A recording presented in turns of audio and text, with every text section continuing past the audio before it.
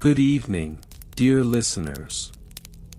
Welcome to this tranquil space where we can embark on a gentle journey through the pages of history, all designed to soothe your mind and lull you into a peaceful slumber. As we delve into the unhurried world of medieval guilds, let the soft cadence of my voice guide you towards a serene state of relaxation. This evening, we will explore the often overlooked realm of guild meeting attendance tracking and compliance procedures, a topic that, while seemingly mundane, offers a rich tapestry of stories and insights. In a time when life was measured by the rise and fall of the sun, the rhythm of daily existence revolved around collective efforts and shared responsibilities.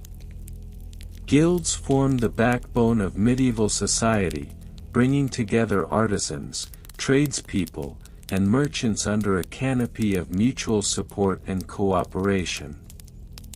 As we meander through this historical narrative, we will uncover the intricate systems these guilds employed to ensure attendance at their meetings, a practice that may appear monotonous at first glance but reveals the profound sense of community and organization that defined the era.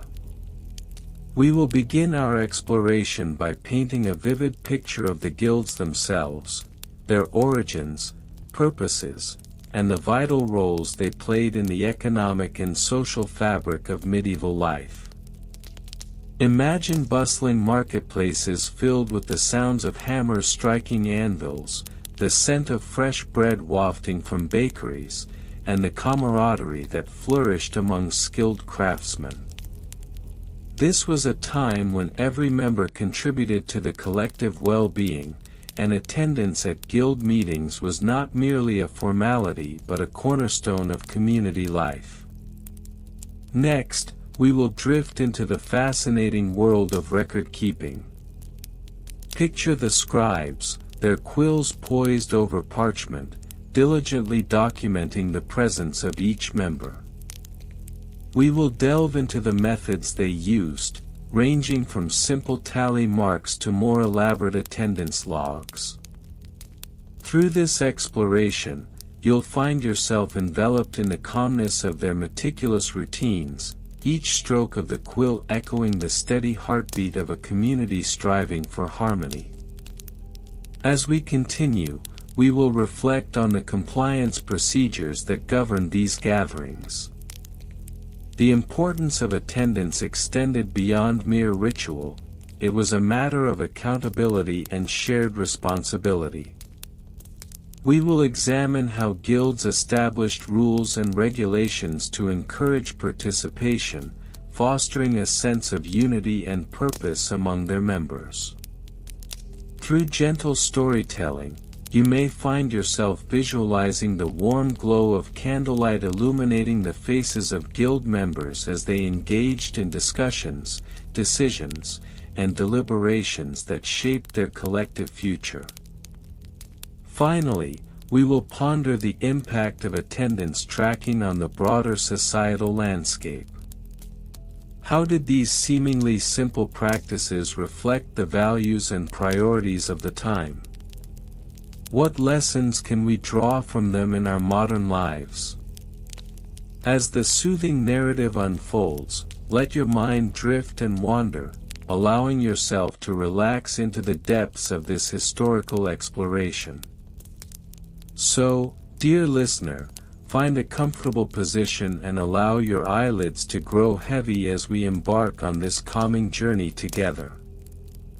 The stories of medieval guilds await, and with each word, we will weave a tapestry of tranquility that will guide you into a restful sleep. Let us now transition into the heart of our exploration, where the past whispers its secrets and the soothing rhythm of history gently cradles you into the realm of dreams. The history of medieval guild meeting attendance tracking and compliance procedures can be traced back to the early 12th century in Europe, particularly in the burgeoning urban centers of Flanders and northern Italy. The establishment of guilds, which were associations of craftsmen or merchants, facilitated a need for systematic attendance tracking due to the increasing complexity of economic activities and the necessity for regulatory compliance among members. The first recorded instance of formal attendance tracking can be found in the year 1100, in the city of Ghent, Belgium. The local guild of weavers, known as the Guild der Wevers, implemented a rudimentary system to monitor the participation of its members in meetings. This was primarily motivated by the need to ensure that all craftsmen adhered to communal agreements regarding pricing, trade practices, and quality control. The guild hall, constructed in the late 11th century, was a modest structure, characterized by its timber frame and thatched roof, with a central meeting space that featured a simple wooden dais where the guild master presided over gatherings. By the mid-12th century, the practice of documenting attendance had spread to other guilds.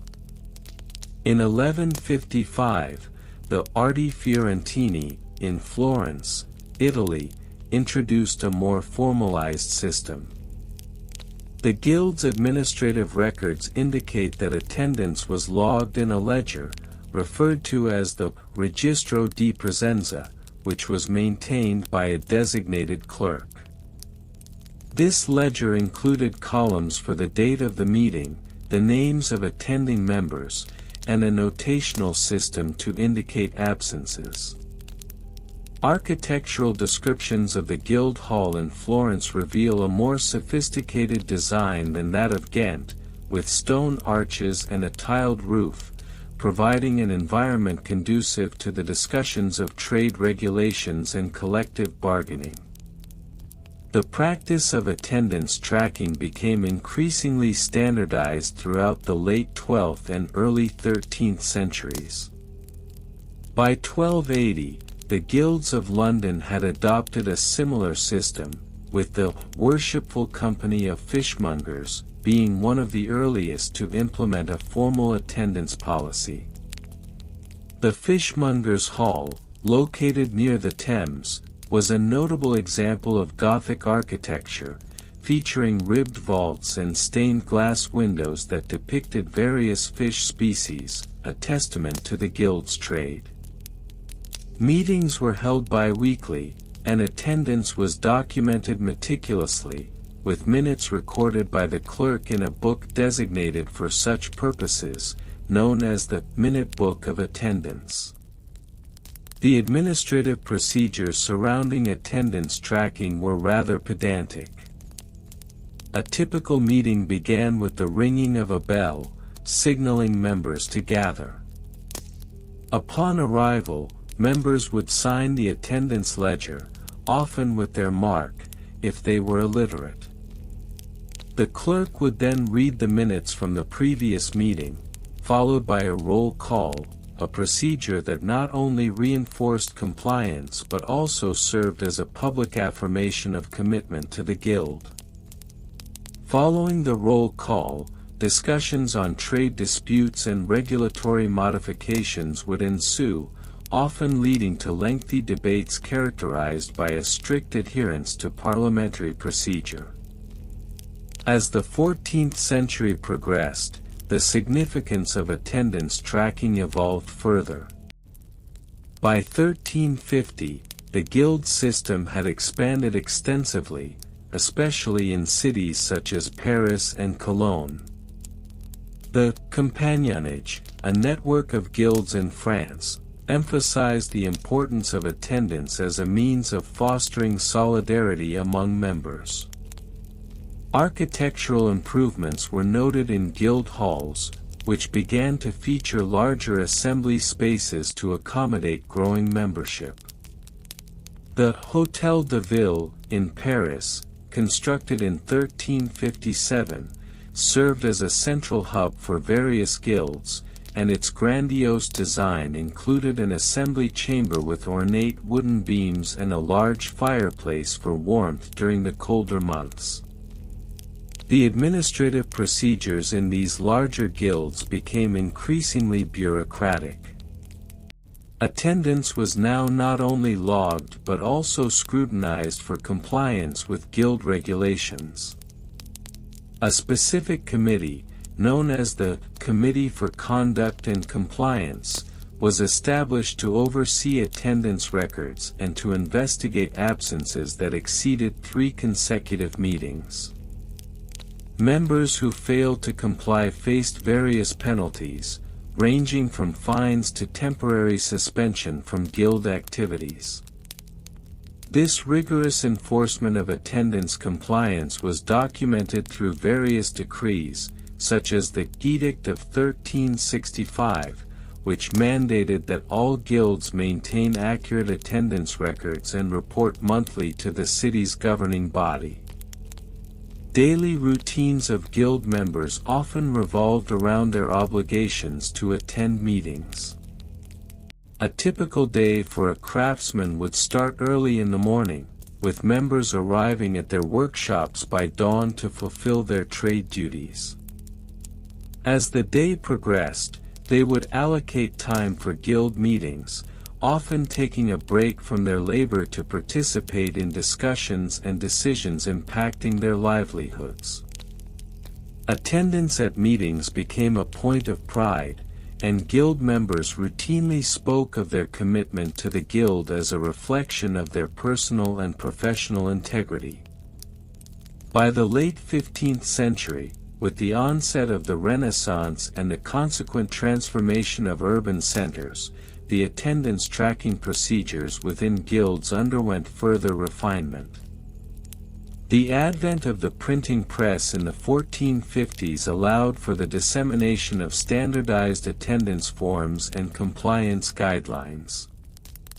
The Statutes of the Guild, published in 1481 in Venice, included explicit instructions on attendance requirements, detailing the consequences of non-compliance in a manner that left little room for interpretation. The architectural evolution of guild halls also reached a peak during this period, with many halls being rebuilt or extensively renovated to accommodate larger assemblies and improved record-keeping facilities.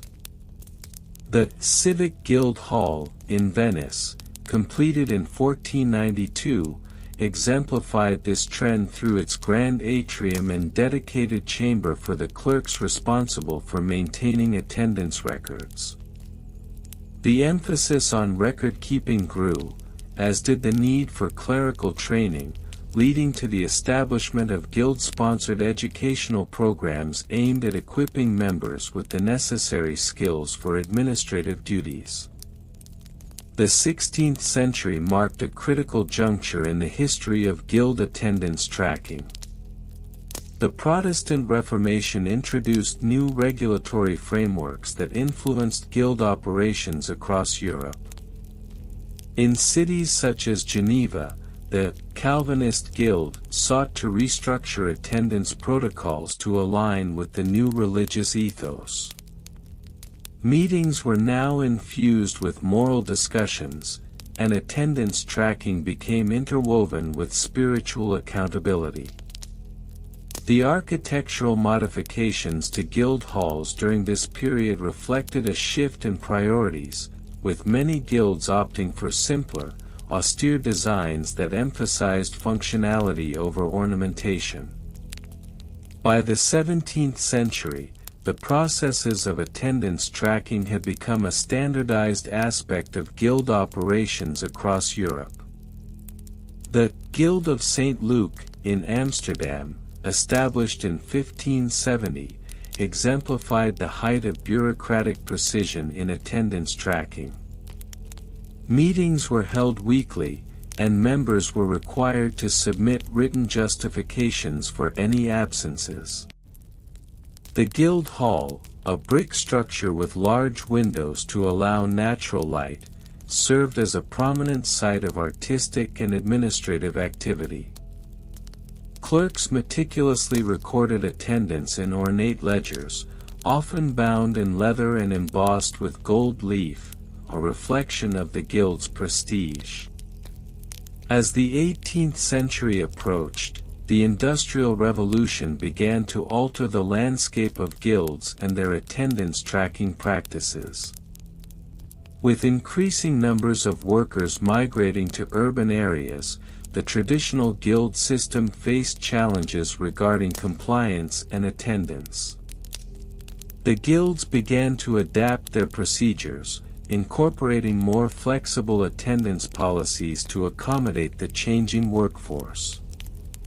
However, this flexibility often led to a decline in the rigor of attendance tracking, resulting in a gradual erosion of the once strict compliance procedures. In conclusion, the history of medieval guild meeting attendance tracking and compliance procedures is a nuanced and rather uneventful narrative. From its origins in the early 12th century to its evolution in the face of changing socio-economic landscapes, the procedures surrounding attendance tracking reveal a deep commitment to order and regulation. The architectural details of guild halls, the minutiae of administrative procedures, and the daily routines of guild members form a comprehensive tapestry, albeit one that is characterized by an overwhelming sense of monotony and an absence of dramatic events. The legacy of these procedures, while largely forgotten, remains an essential component of understanding the organizational dynamics of medieval guilds.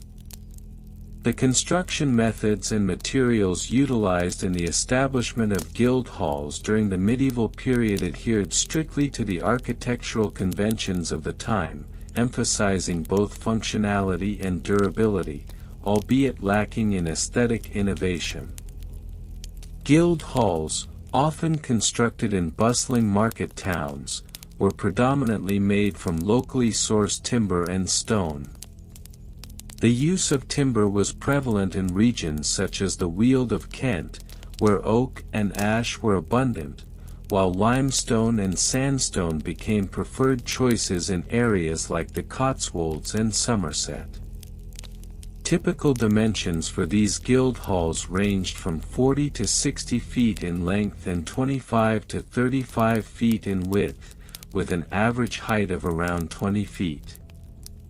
The timber frame construction technique, known as half-timbering, featured a framework of vertical wooden posts, with the space between them filled with wattle and daub or plaster.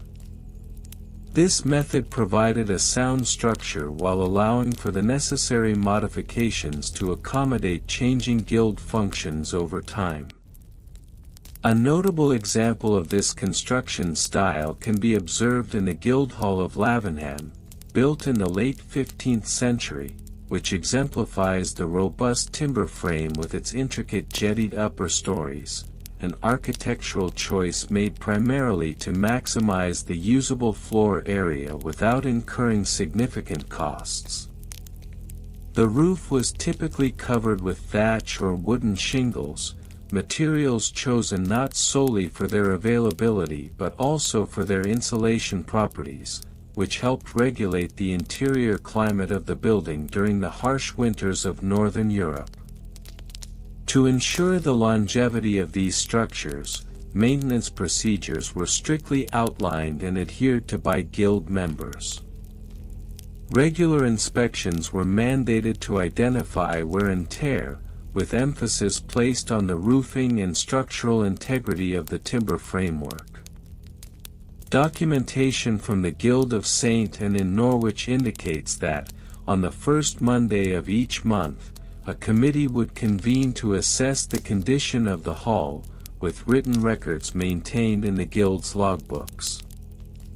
If repairs were necessary, they would be executed within a fortnight, using the same materials as originally employed to preserve structural consistency. The financial implications of these maintenance procedures were meticulously recorded. The average annual cost of upkeep for a guild hall during the 14th century was approximately 10 to 15 shillings, a sum that often included wages for laborers, costs for materials, and any incidental expenses incurred. For example, in 1382, the Guild of Smiths in York documented an expenditure of 12 shillings for the repair of a roof, which included 3 shillings for thatch, 5 shillings for labor, and 4 shillings for tools that had to be replaced. This level of detailed record-keeping underscores the importance placed on fiscal responsibility and the necessity of maintaining compliance with both guild regulations and broader municipal expectations. In addition to construction and maintenance, the financial records of medieval guilds serve as a vital resource for understanding their operational dynamics. Each guild maintained a detailed ledger, typically divided into sections for income, expenditures, and balances. Income sources varied but largely included membership fees, fines levied against non-compliant members, and proceeds from communal activities such as fairs and markets. For example, the Guild of Mercers in London reported an income of £25 in 1420, derived primarily from the collection of entry fees, which were typically set at 1 shilling per new member. These records also highlight the Guild's enforcement of compliance through the imposition of fines. In 1435, fines totaling £5 were collected from members who failed to attend a mandated meeting, reflecting the Guild's commitment to maintaining attendance and participation standards. Expenditures were equally meticulously categorized. Common expenses included wages for Guild officials, costs associated with the maintenance of the Guild Hall, and funds allocated for charitable contributions to members in need. In 1390, the Guild of Weavers in Norwich recorded an expenditure of £3 for the annual feast, which included provisions for food and drink, a detail that also serves to reflect the social responsibilities of the Guild. Personnel within the guilds played specific roles, each with defined job descriptions that contributed to the overall function of the organization. The most senior member was typically the master, whose responsibilities included presiding over meetings, ensuring compliance with guild regulations, and representing the guild in dealings with local authorities. The master was often selected from among the members based on seniority and expertise in the trade, typically serving a term of 1 year. Supporting the master was the clerk, responsible for maintaining the guild's records, including attendance logs and financial accounts. The clerk was expected to possess a degree of literacy and numeracy, with records often written in Latin or Middle English, depending on the region. The treasurer, another key position, supervised the financial activities of the guild, ensuring that funds were appropriately managed and reported at regular intervals. Additional roles included that of the beadle, who served as the guild's messenger and enforcer, charged with ensuring compliance with attendance regulations and other guild mandates. The beadle also played a role in maintaining order during meetings and events, ensuring that proceedings were conducted smoothly. Technical specifications for guild meetings were equally mundane yet essential to the operation of the guild. Meetings were typically held on the first Monday of each month, starting promptly at 6 p.m., a time chosen for its convenience to the majority of members. The agenda for these meetings was often standardized, with a focus on reviewing attendance records, discussing financial reports, and addressing any grievances or compliance issues among members. Prior to each meeting, the clerk prepared an agenda that outlined the topics to be discussed, and attendance was recorded in a ledger that included the names of attendees, the time of arrival, and any pertinent remarks. The standard procedure mandated that each member sign the attendance log, with penalties established for those who failed to attend without just cause. Fines were typically set at 2 pennies for each absence, a measure that reinforced the importance of participation.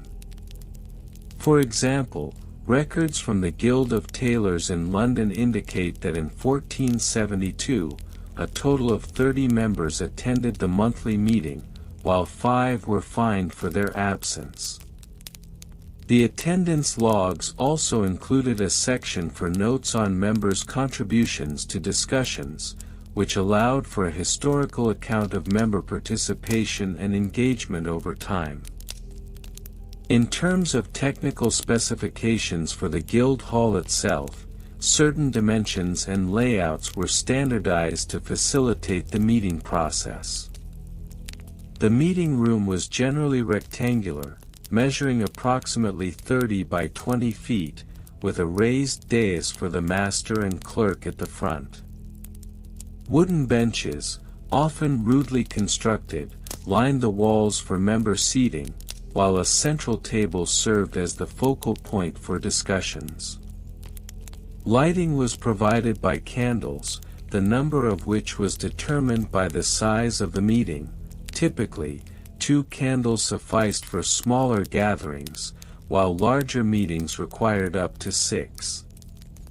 In conclusion, the historical account of medieval guild meeting attendance tracking and compliance procedures, while devoid of dramatic events, reveals a complex tapestry of organizational dynamics characterized by structured construction methods, rigorous maintenance protocols, meticulous financial record-keeping, defined personnel roles, and standardized meeting specifications.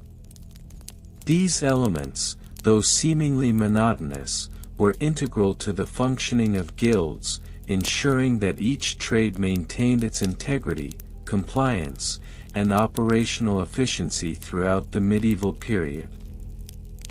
The legacy of these practices, although often overlooked, provides invaluable insight into the socio-economic fabric of medieval society and the shared responsibilities of its members. Understanding this monotony is essential for a comprehensive appreciation of the evolution of trade organizations and their impact on the development of urban centers during the Middle Ages. The construction methods and materials employed in the establishment of guild meeting halls, which served as the focal point for attendance tracking and compliance procedures, reflect the prevailing architectural norms of the medieval period. Predominantly, these structures utilized locally sourced timber and stone, with a noticeable preference for oak due to its durability and abundance in many regions. For instance, the Guild Hall of the Blacksmiths' Guild of London, constructed in 1378, featured oak beams measuring approximately 6 inches in width and 12 feet in length. The walls were typically made from a combination of wattle and daub, with a thickness of 12 inches to provide insulation and structural integrity. The roofs of these halls were often thatched, utilizing reeds or straw, which measured around 3 feet in depth when applied. However, in regions prone to fire, stone or tile roofs became more common, as seen in the Guild Hall of the Weavers in Ghent, completed in 1440, which employed local limestone tiles for enhanced fire resistance. The average height of these structures ranged from 15 to 25 feet, allowing for adequate interior space to accommodate the members during meetings. Maintenance procedures played a crucial role in ensuring the longevity of these guild halls. Regular inspections were mandated, typically conducted biannually in spring and autumn, to assess both structural integrity and aesthetic condition. Each guild was responsible for maintaining a log of repairs, including dates, types of work performed, and materials used. For example, in 1423, the Tanners Guild of York documented the replacement of damaged roof tiles, noting that 25 tiles, each measuring 12 inches by 6 inches, were replaced at a cost of 2 pence per tile. In terms of financial records, guilds were required to maintain meticulous accounts of all expenditures related to the upkeep of their meeting halls. The average annual budget for a guild hall varied, but records indicate that the average cost for maintenance and operation ranged between 10 and 15 shillings. This included expenses for repairs, cleaning, and the occasional upgrade of facilities. For instance, in 1355, the Brewers Guild of London recorded a total expenditure of 12 shillings for the installation of a new wooden floor, which consisted of planks measuring 8 inches in width and 2 inches in thickness, covering an area of approximately 300 square feet. Personnel involved in the management of guild halls were delineated into specific job descriptions that dictated their roles and responsibilities. Each guild typically employed a clerk, who was tasked with maintaining records of attendance, finances, and correspondence. The clerk was often required to possess literacy skills, which were rare among the general populace during the medieval period. The average salary for a clerk in the 14th century was approximately £2 annually. Additionally, a hallkeeper was appointed to oversee the daily operations of the guild hall, including the maintenance of cleanliness and the organization of meetings. A hallkeeper's duties also encompassed the collection of dues from members, which averaged 4 pence per month. Furthermore, guilds often employed a beadle, whose responsibilities included enforcing compliance with guild regulations and maintaining order during meetings. The beadle's role was essential, as it involved both administrative and disciplinary functions, often requiring a strong presence during attendance tracking. Technical specifications of the guild halls varied depending on the guild's size and wealth. Most structures featured a central meeting room designed to accommodate the full membership, with seating arrangements typically comprising wooden benches arranged in a circular or rectangular format. The average seating capacity was around 50 to 100 members, with individual benches measuring approximately 4 feet in length.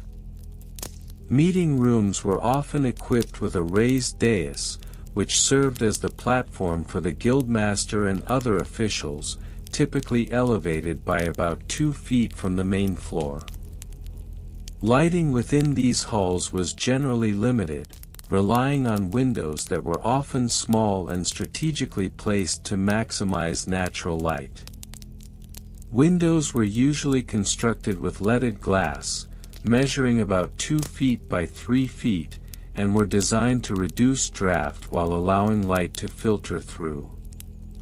The use of candles was also prevalent, with the average guild hall utilizing 12 candles during meetings, each approximately 1 foot in height. In addition to the meeting room, many guild halls included ancillary spaces such as storage rooms for tools and materials, as well as areas designated for the preparation of refreshments, which were often served during meetings. The kitchens, where meals were prepared, generally featured a fireplace measuring about 4 feet in width and 3 feet in depth. This space was essential for the social aspect of guild meetings, where camaraderie was fostered over shared meals. The meticulous nature of attendance tracking was a necessary component of guild operations, with records often maintained in ledger books. These ledgers, typically bound in leather and measuring approximately 12 inches by 18 inches, provided a chronological account of membership attendance. Each entry included the date, names of present members, and any significant decisions made during the meeting. It was not uncommon for records to be annotated with marginalia, indicating discussions or points of contention that arose during the meeting. Furthermore, compliance procedures were outlined in the Guild's charter, which detailed the expectations for member attendance. Failure to adhere to these attendance requirements could result in penalties ranging from fines to expulsion from the Guild. For instance, in 1399, the Shoemakers' Guild of Bristol instituted a fine of 1 shilling for any member who failed to attend 3 consecutive meetings without a valid excuse, a policy that underscored the importance of participation. Overall, the historical account of medieval guild meeting attendance tracking and compliance procedures provides a detailed glimpse into the organizational structures, operational methods, and socio-cultural significance of these trade organizations. The uniformity in construction methods, maintenance procedures, financial record keeping, personnel roles, and technical specifications underscores the shared practices that defined guild operations across various regions and trades. The seemingly monotonous nature of these practices belies their crucial role in shaping the economic and social fabric of medieval urban centers, ensuring a legacy that would influence trade and craftsmanship for generations to come. The construction methods and materials employed in the establishment of guild meeting halls, which served as the focal point for attendance tracking and compliance procedures, reflect the prevailing architectural norms of the medieval period. Predominantly, these structures utilized locally sourced timber and stone, with a noticeable preference for oak due to its durability and abundance in many regions. For instance, the Guild Hall of the Blacksmiths' Guild of London, constructed in 1378, featured a grand timber frame structure that utilized massive oak beams, some measuring over 12 inches in diameter, supporting an expansive roof designed to accommodate large gatherings. In addition to oak, other materials such as limestone and flint were frequently employed in guild hall constructions, particularly in areas where timber was less accessible. The Stonemasons' Guild in York, established in 1390, exemplifies this trend, with its meeting hall built from local limestone. The structure's walls, nearly 3 feet thick, were rendered in a lime-based plaster, providing both insulation and a smooth surface for decorative frescoes that illustrated the guild's achievements and heritage. The architectural design of these guild halls often adhered to the principles of Romanesque and Gothic styles, characterized by rounded arches, ribbed vaults, and intricate stone carvings. For example, the Guild of St. Luke, which represented painters and craftsmen in Bruges, constructed its meeting hall in 1450, showcasing a breathtaking facade adorned with intricate stonework depicting scenes of biblical significance. The hall's vaulted ceilings were supported by flying buttresses, a hallmark of Gothic architecture that not only provided structural support but also allowed for the inclusion of large stained glass windows, which bathed the interior in colorful light. Beyond mere aesthetics, the construction of these guild halls involved meticulous planning and labor. Historical records indicate that the Blacksmiths' Guild of London employed over 50 skilled craftsmen and laborers over a period of 2 years to complete their hall. The Guild's meticulous records from 1376 document the procurement of materials, with 200 oak trees sourced from nearby forests and transported to the construction site using horse-drawn carts, a labor-intensive process that speaks to the commitment of guild members to their communal space. In terms of functionality, these halls served multiple purposes beyond meetings. They often housed workshops, storage areas for tools and materials, and even spaces for social gatherings, such as feasts and celebrations. The Guild of Weavers in Norwich, established in 1470, transformed their hall into a multifunctional venue, integrating large looms and dyeing vats into the structure. This allowed weavers to not only convene for meetings but also engage in their craft within the same space, fostering a sense of community and collaboration. Attendance tracking within these halls was crucial for maintaining guild standards and ensuring compliance with trade regulations. Many guilds implemented a system of records, meticulously noting attendance at meetings and workshops. For instance, the Fishmongers' Guild of London maintained attendance logs dating back to 1364, which recorded not only the names of attendees but also their contributions to the guild's activities, such as events or charitable endeavors. This accountability was essential for the guild's governance, often determining eligibility for leadership roles and the allocation of resources. The historical context surrounding these guild halls also sheds light on their significance. The rise of guilds in medieval Europe, particularly during the 12th and 13th centuries, was largely a response to the burgeoning urbanization and economic changes of the time. As cities grew, so did the need for organized trade practices, leading to the establishment of guilds as a means of regulating commerce, protecting their members, and ensuring quality standards. The construction of guild halls became emblematic of this trend, symbolizing the unity and power of skilled tradespeople within the urban landscape. Moreover, the architectural evolution of these halls paralleled the broader socio-economic changes of the late medieval period. As trade expanded and wealth accumulated among guild members, the designs became more elaborate and ornate, reflecting the prosperity of the guild. The Guild of Goldsmiths in London, for example, commissioned a grand hall in 1520, complete with gilded decorations and intricately carved wooden furnishings, which served as a testament to their wealth and status within the community.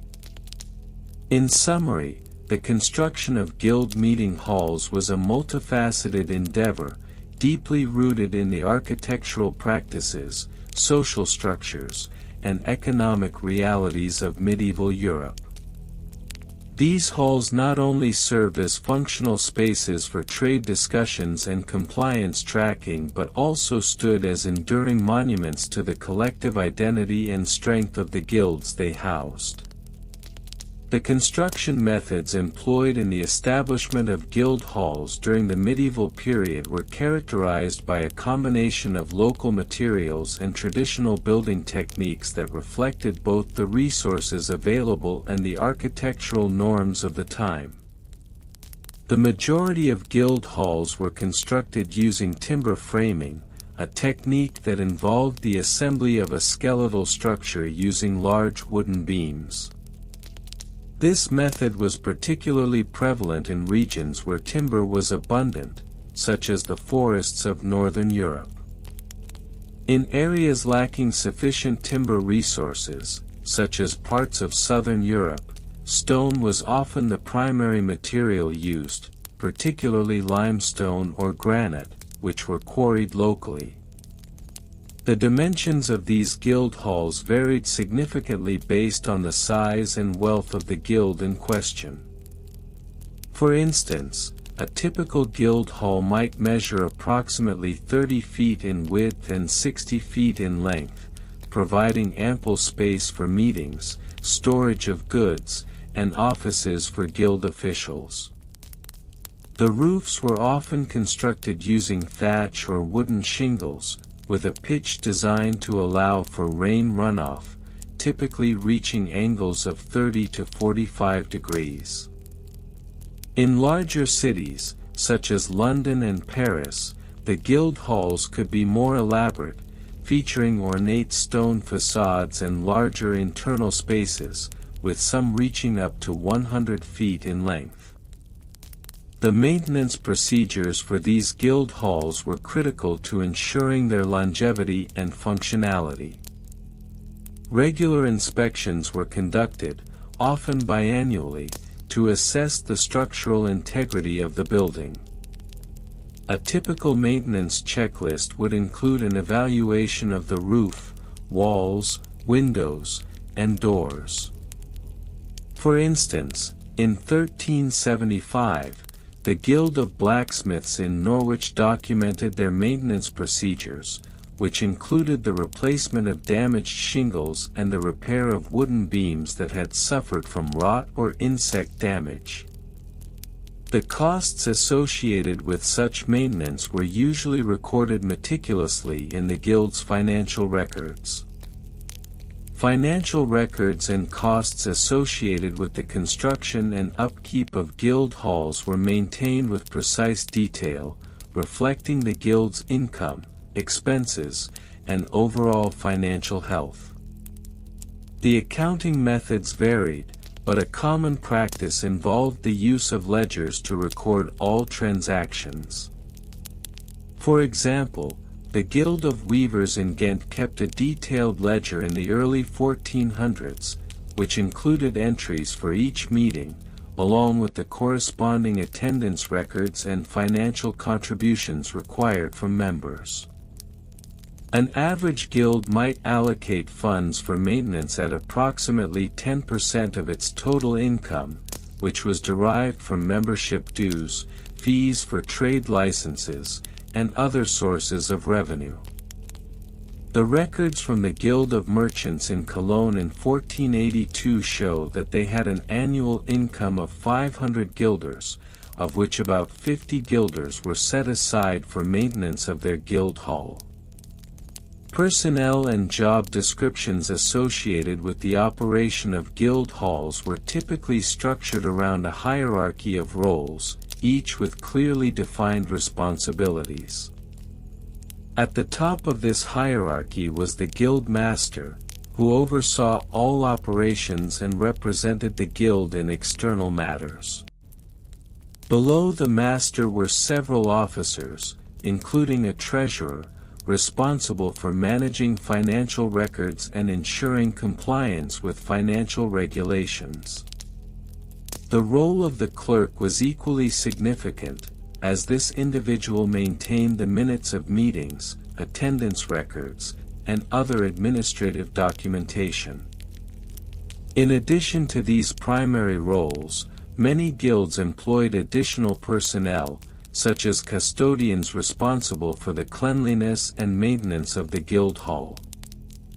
For example, the Guild of Tailors in Florence in the late 14th century designated a custodian whose duties included sweeping the floors, cleaning windows, and ensuring that the meeting spaces were ready for use. An analysis of job descriptions from this period shows that custodians were often paid a small stipend, typically ranging from 3 to 5 florins per month, depending on the size of the guild. Technical specifications for the meeting spaces within guild halls were designed to accommodate the needs of the guild members while adhering to the architectural standards of the time. Meeting rooms were typically equipped with long wooden tables and benches, arranged to facilitate discussion among members. A common layout involved a central table for the guild officials, with additional seating arranged in a semicircle to allow for engagement from all attendees. The dimensions of these tables often measured approximately 6 feet in length and 3 feet in width, providing sufficient space for documentation and other materials. The lighting within the halls was primarily provided by natural light through windows, which were often small and placed high on the walls to minimize the risk of theft and vandalism. The windows were typically made of leaded glass, with each pane measuring about 12 inches by 18 inches. In some cases, guilds supplemented natural light with torches or oil lamps, especially during evening meetings. The illumination provided by a single oil lamp would be measured at approximately 20 candle power, sufficient to light a small gathering. Ventilation systems were rudimentary, with most guild halls relying on open windows and doors to facilitate air circulation. In instances where the guild hall was constructed with a fireplace for heating, the chimney design was crucial to ensure proper ventilation. The average chimney height was approximately 15 feet, allowing smoke to exit efficiently while minimizing the risk of smoke inhalation for those inside the hall. The compliance procedures for guild meeting attendance were often strictly enforced and documented. Each guild maintained a register of members, which was updated regularly to reflect changes in membership status. Attendance at meetings was recorded meticulously, with guild clerks noting the names of those present, absent, and any members who arrived late. For example, the Guild of Carpenters in Brussels maintained a detailed attendance log, which included the date of each meeting, the names of attendees, and any fines imposed for non-attendance. Fines for absenteeism typically ranged from 1 to 3 deniers, depending on the guild's regulations. In addition to attendance tracking, compliance procedures also included the adherence to established codes of conduct and trade practices, which were often codified in the guild's bylaws. Violations of these codes could result in sanctions, including fines, temporary suspension, or even expulsion from the guild. The Guild of Bakers in Paris, for instance, enacted a policy in 1460 that mandated the attendance of all members at quarterly meetings, with the stipulation that failure to comply would result in a fine of 2 sous for each missed meeting. Furthermore, the process of documenting compliance with trade regulations was critical for guilds to maintain their reputation and authority within their respective trades. Regular audits were conducted by designated guild officials, who would inspect members' workshops and practices to ensure adherence to established standards. The Guild of Potters in Faenza conducted annual inspections, with detailed reports filed for each member regarding their production quality and compliance with safety standards. In summary, the history of medieval guild meeting attendance tracking and compliance procedures is marked by meticulous attention to construction methods, maintenance requirements, financial records, personnel roles, and technical specifications. The guild halls themselves serve as testament to the organizational prowess and communal identity of guild members, reflecting the labor and dedication required to uphold the standards of their trades and the collective interests of their membership. The documentation and adherence to these processes highlight the importance of order and regulation in the medieval economy, which relied heavily on the cooperative efforts of skilled artisans and tradespeople to thrive. The construction methods and materials employed by medieval guilds were characterized by a practical approach aimed at meeting the functional requirements of their operations while adhering to the regulations set forth by their respective guilds. During the 12th century, a prominent period for guild formation, the most common materials utilized in the construction of guild halls and meeting spaces included timber, stone, and, in some cases, brick. The choice of materials was influenced by regional availability and the economic conditions of guild members. Timber, particularly oak, was extensively used due to its abundance in the woodlands surrounding many medieval towns.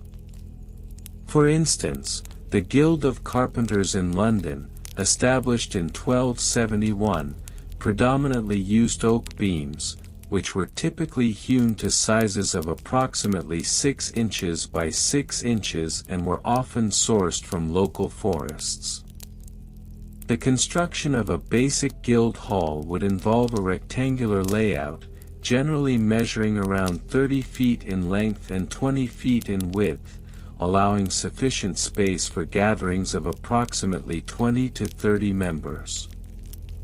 Stone was another favored material, particularly in areas where durability was paramount. The Guild of Stone Masons, founded in 1300 in York, utilized local limestone due to its structural integrity and availability. The masons would employ a method known as ashlar masonry, where blocks were cut to precise dimensions of about 2 feet by 3 feet, ensuring a stable and long-lasting structure. The use of lime mortar, made from quicklime and sand, was standard practice in binding the stones together, providing a resilient bond that could withstand the test of time.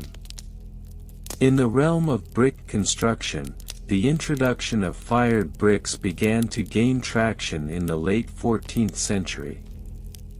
The Guild of Bricklayers, formed in 1380, often employed bricks measuring 7.5 inches by 11.5 inches by 3.5 inches. This material was particularly utilized in urban settings where fires were a constant concern, thus presenting a safer alternative to timber. The guild's practices mandated that bricks should be laid in a header and stretcher pattern, alternating in each row, to enhance the structural stability of the walls. Maintenance procedures for guild facilities were stipulated in the guild charters and were essential for ensuring the longevity and usability of meeting spaces. Regular inspections were mandated, typically conducted biannually, to assess the structural integrity of buildings. The records from the Guild of Blacksmiths in 1355 indicate that members were required to submit written reports detailing the condition of the roof, walls, and floors. Roofs, often thatched or covered in wooden shingles, were expected to be replaced every 15 years, while the walls required repointing of mortar every 5 years to prevent deterioration. Furthermore, the guilds established specific protocols for the upkeep of their tools and equipment, which were fundamental to their trade. For example, the Guild of Weavers, founded in 1220, required members to maintain their looms and shuttles in optimal working condition, with annual inspections and a mandatory report of any repairs needed. The cost of these maintenance activities was typically shared among guild members, with each member contributing a fixed amount, determined by the guild's financial records. The financial records and costs associated with guild operations reveal the meticulous nature of record-keeping that was essential for compliance and accountability. In 1381, the Guild of Tailors in London instituted a detailed bookkeeping system, whereby each member was required to submit monthly accounts of their earnings and expenses. These records included costs for raw materials, such as wool and linen, which fluctuated based on market conditions.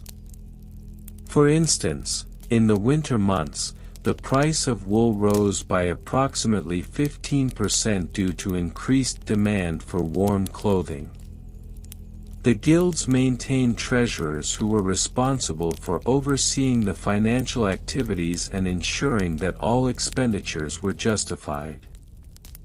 The expenditures for maintaining guild halls, such as rent, which averaged around 10 shillings per month, and utilities like candles and firewood, were meticulously documented. The records often detailed individual contributions from members, which could range from 2 pence to 10 pence per meeting, depending on the guild's financial health and the upcoming events. Personnel and job descriptions within the guilds were clearly delineated to ensure smooth operations and compliance with guild regulations. Each guild typically consisted of a master, journeyman, and apprentices.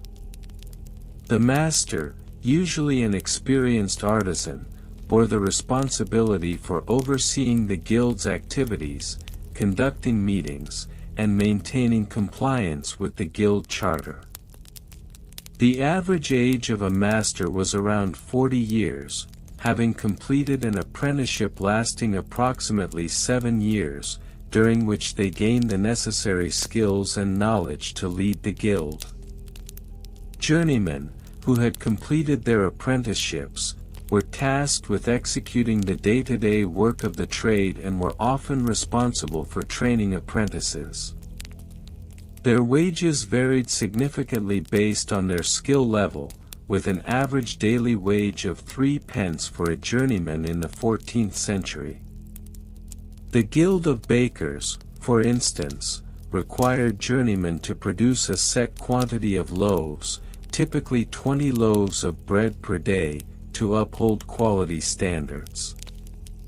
Apprentices, often starting their training as young as 12 years old, were typically bound to their masters for a period of 7 years. Their duties included assisting in the workshop, learning the trade, and adhering to the guild's regulations regarding attendance and conduct. Records from the Guild of Goldsmiths in 1450 indicate that apprentices were required to attend meetings regularly to learn about guild affairs and compliance procedures.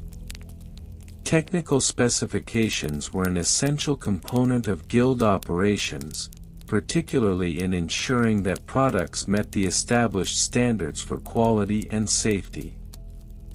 For instance, the Guild of Smiths in 1390 established a set of specifications for the production of horseshoes, which were required to be manufactured in a standard size of 5 inches by 5 inches, with a thickness of not less than 0.25 inches. These specifications were enforced through periodic inspections carried out by elected wardens who assessed the quality of work produced by members.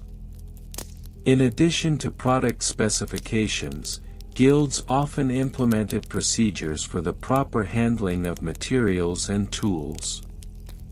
The Guild of Glassmakers, established in 1325, mandated that glassblowers adhere to strict temperature controls during the melting process, with furnaces required to maintain a temperature of approximately 2000 degrees Fahrenheit. Non-compliance with these specifications could result in penalties, including fines or temporary suspension from guild activities. Moreover, the guilds frequently documented technical innovations and best practices in procedural manuals, which were circulated among members. The Guild of Shoemakers, for example, published a manual in 1462 detailing the techniques for crafting shoes that were both durable and comfortable, emphasizing the importance of using the right type of leather and stitching methods. These manuals served as valuable resources for ensuring consistency in craftsmanship and maintaining the guild's reputation within the community. In conclusion, The historical account of medieval guild meeting attendance tracking and compliance procedures reveals a complex tapestry of construction methods, maintenance practices, financial records, personnel structures, and technical specifications. The rigorous adherence to these processes underscores the necessity of order and regulation within the medieval economy, ensuring that guilds functioned effectively and contributed positively to the economic prosperity of their respective communities. The meticulous documentation and the enforcement of compliance further highlight the significance of governance within these organizations, which played a pivotal role in the organization of trades and crafts during the medieval period. The monotonous history of medieval guild meeting attendance tracking and compliance procedures. Part 6: Regional Variations and Comparisons. The medieval era, stretching roughly from the 5th to the late 15th century, witnessed the emergence of guilds as significant entities in the socio-economic fabric of European society. While the overarching purpose of these guilds, namely, to regulate trade and craft practices, remained relatively consistent, notable regional variations emerged in their structures and procedures, particularly regarding attendance tracking and compliance. In the bustling cities of Flanders, for instance, guilds operated under a more elaborate bureaucratic framework than their counterparts in rural England. The Flemish guilds often convened in grand halls adorned with tapestries depicting the guild's patron saints, whereas the English guilds frequently met in the modest confines of parish churches or local taverns. This difference in venue selection reflects broader socio-political contexts. Flemish cities were centers of commerce, drawing merchants and craftsmen from various regions, necessitating a more formalized attendance tracking system. In contrast, English guilds, particularly in smaller towns like Shrewsbury or Lichfield, employed simpler methods of tracking attendance. Here, the guilds would often rely on a roll call conducted verbally during meetings, with a clerk noting down attendees on a wax tablet. The wax tablet system, while efficient for small groups, lacked the robustness required in larger urban centers, leading to frequent disputes over compliance and attendance verification. Moreover, the Italian city-states, such as Florence and Venice, showcased yet another variant of guild meeting attendance tracking. In these regions, the guilds adopted a more sophisticated approach, utilizing parchment scrolls to maintain attendance records. These scrolls were often inscribed with intricate calligraphy, reflecting the artistic prowess of the guild members, and served not merely as administrative tools but also as a point of pride. The guilds in these Italian cities often faced competition among themselves, leading to a heightened emphasis on maintaining rigorous attendance records that could be showcased during civic ceremonies. Part 7: Evolution over different time periods.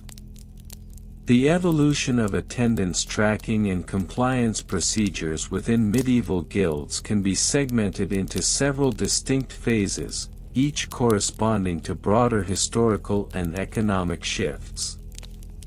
In the early medieval period, circa 500–1000 AD, guilds were relatively informal gatherings of craftsmen and merchants, where attendance was likely a matter of personal responsibility. Records, if kept at all, were rudimentary and typically consisted of simple tally marks on wooden boards or loose bits of parchment. As the medieval period progressed into the High Middle Ages, circa 1000 to 1300 AD, the increasing complexity of trade and the rise of urban centers prompted a more sophisticated approach to attendance tracking. The establishment of municipal charters granted guilds greater autonomy and authority, which necessitated the development of formal attendance records. This period saw the introduction of the aforementioned wax tablets, which allowed for a level of permanence in record keeping, albeit with inherent limitations in durability and legibility. By the late medieval period, circa 1300 to 1500 AD, the advent of the printing press began to influence the manner in which guilds documented their meetings and compliance procedures. Printed forms began to replace handwritten records, allowing for greater standardization across different guilds. This transition, however, was not uniform. Many guilds clung to traditional methods of record-keeping out of a reluctance to change established practices. The tension between innovation and tradition is a recurring theme in the history of guilds, underlying the shifts in attendance tracking approaches. Part 8: Bureaucratic Regulations and Laws. The bureaucratic regulations surrounding guild meetings and attendance tracking were often shaped by local and regional laws, which varied widely across Europe. In many instances, guilds were compelled to adhere to overarching laws set by local governments, leading to a patchwork of regulations. For example, the Statute of Artificers of 1563 in England mandated that all trades must maintain a record of their members, including attendance at guild meetings. This statute reinforced the importance of compliance and record-keeping, thereby standardizing practices to some extent across various trades and regions. In contrast, the German guilds operated under the influence of the Holy Roman Empire's regulations, which further complicated the bureaucratic landscape. The guilds in this region were often subject to imperial edicts that required comprehensive documentation of membership and attendance, leading to the development of intricate bureaucratic hierarchies within the guilds themselves. Clerks were appointed specifically for the task of maintaining these records, often leading to the creation of dedicated offices within the guild halls. The varying degrees of regulation also influenced the creation of compliance procedures. In regions with more stringent regulations, such as in the Netherlands and parts of France, guilds developed elaborate compliance protocols that included penalties for non-attendance, such as fines or temporary suspension from guild activities. These penalties were meticulously recorded, adding yet another layer to the cumbersome bureaucracy that characterized guild operations. Part 9: Supply Chain and Logistics. The logistics of maintaining attendance records within medieval guilds were inextricably linked to the broader supply chain dynamics of the time. Guild meetings often served as forums not only for attendance tracking but also for the discussion of supply chain issues related to the production and distribution of goods. For instance, in the textile guilds of northern Italy, attendance at meetings could directly impact the supply chain, as decisions regarding the sourcing of raw materials or the allocation of finished goods were often made based on the members present. The logistics of record-keeping were equally complex. Guilds would often employ a system of designated scribes responsible for reporting attendance at meetings, which invariably required coordination with local suppliers and merchants. The reliance on parchment scrolls or wax tablets created a further logistical burden, as records needed to be transported to and from various locations, increasing the risk of loss or damage.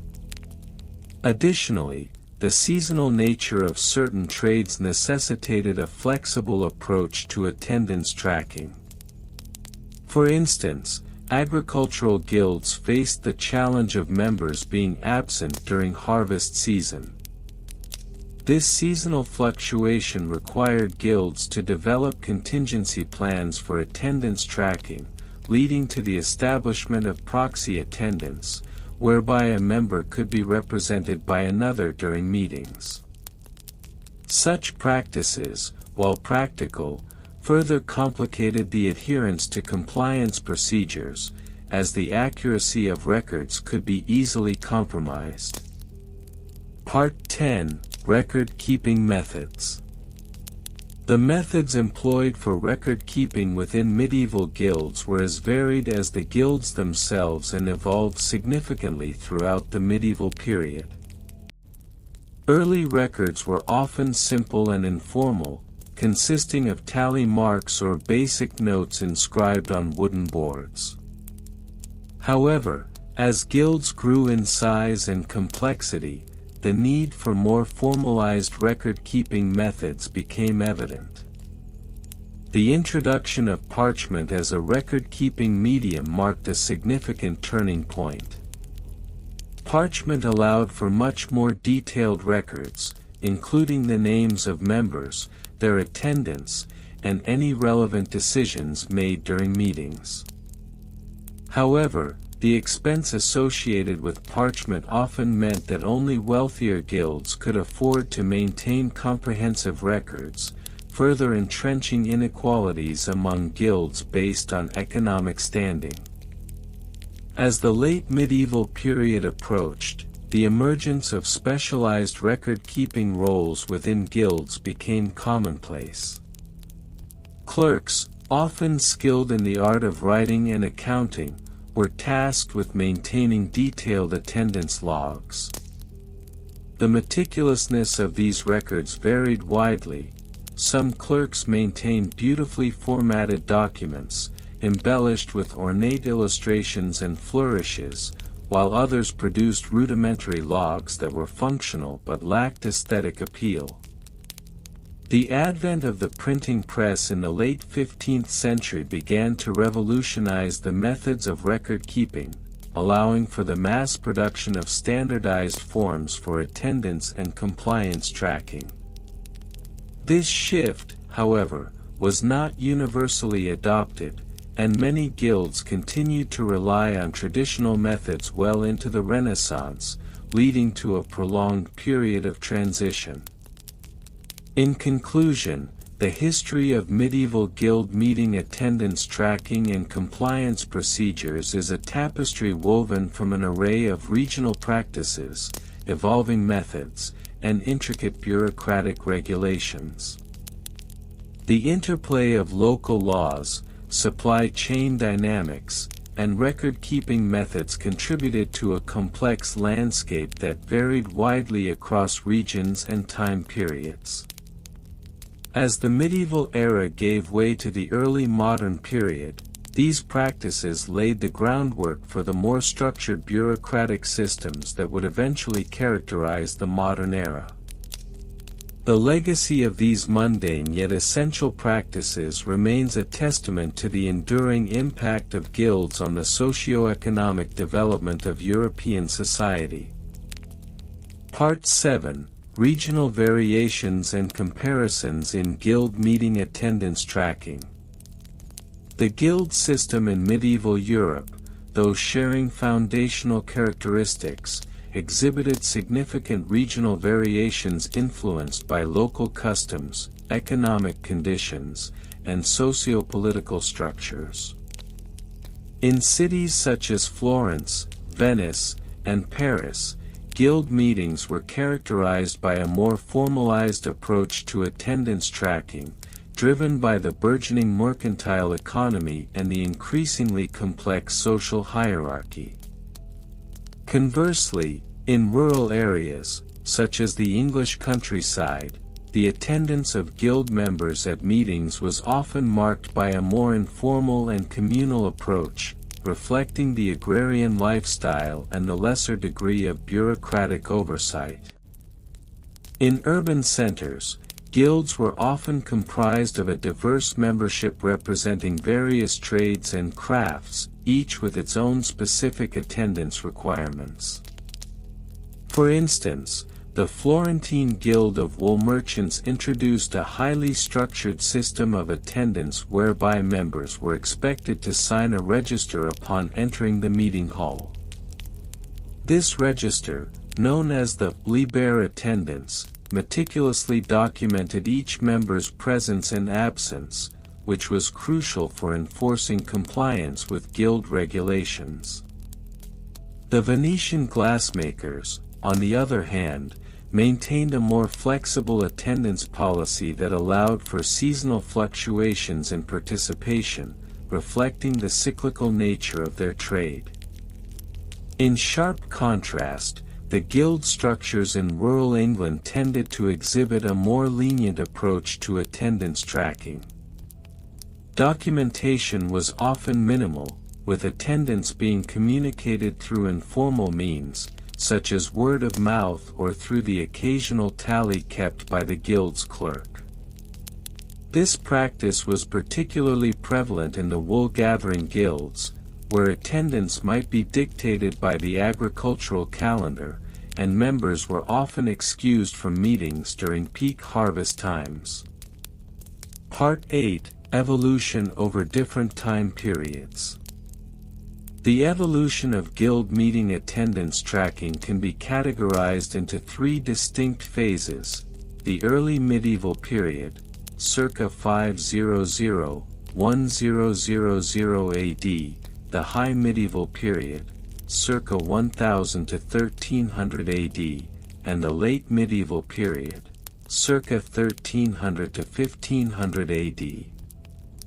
Each phase reflects a gradual shift from informal communal practices to more sophisticated bureaucratic systems.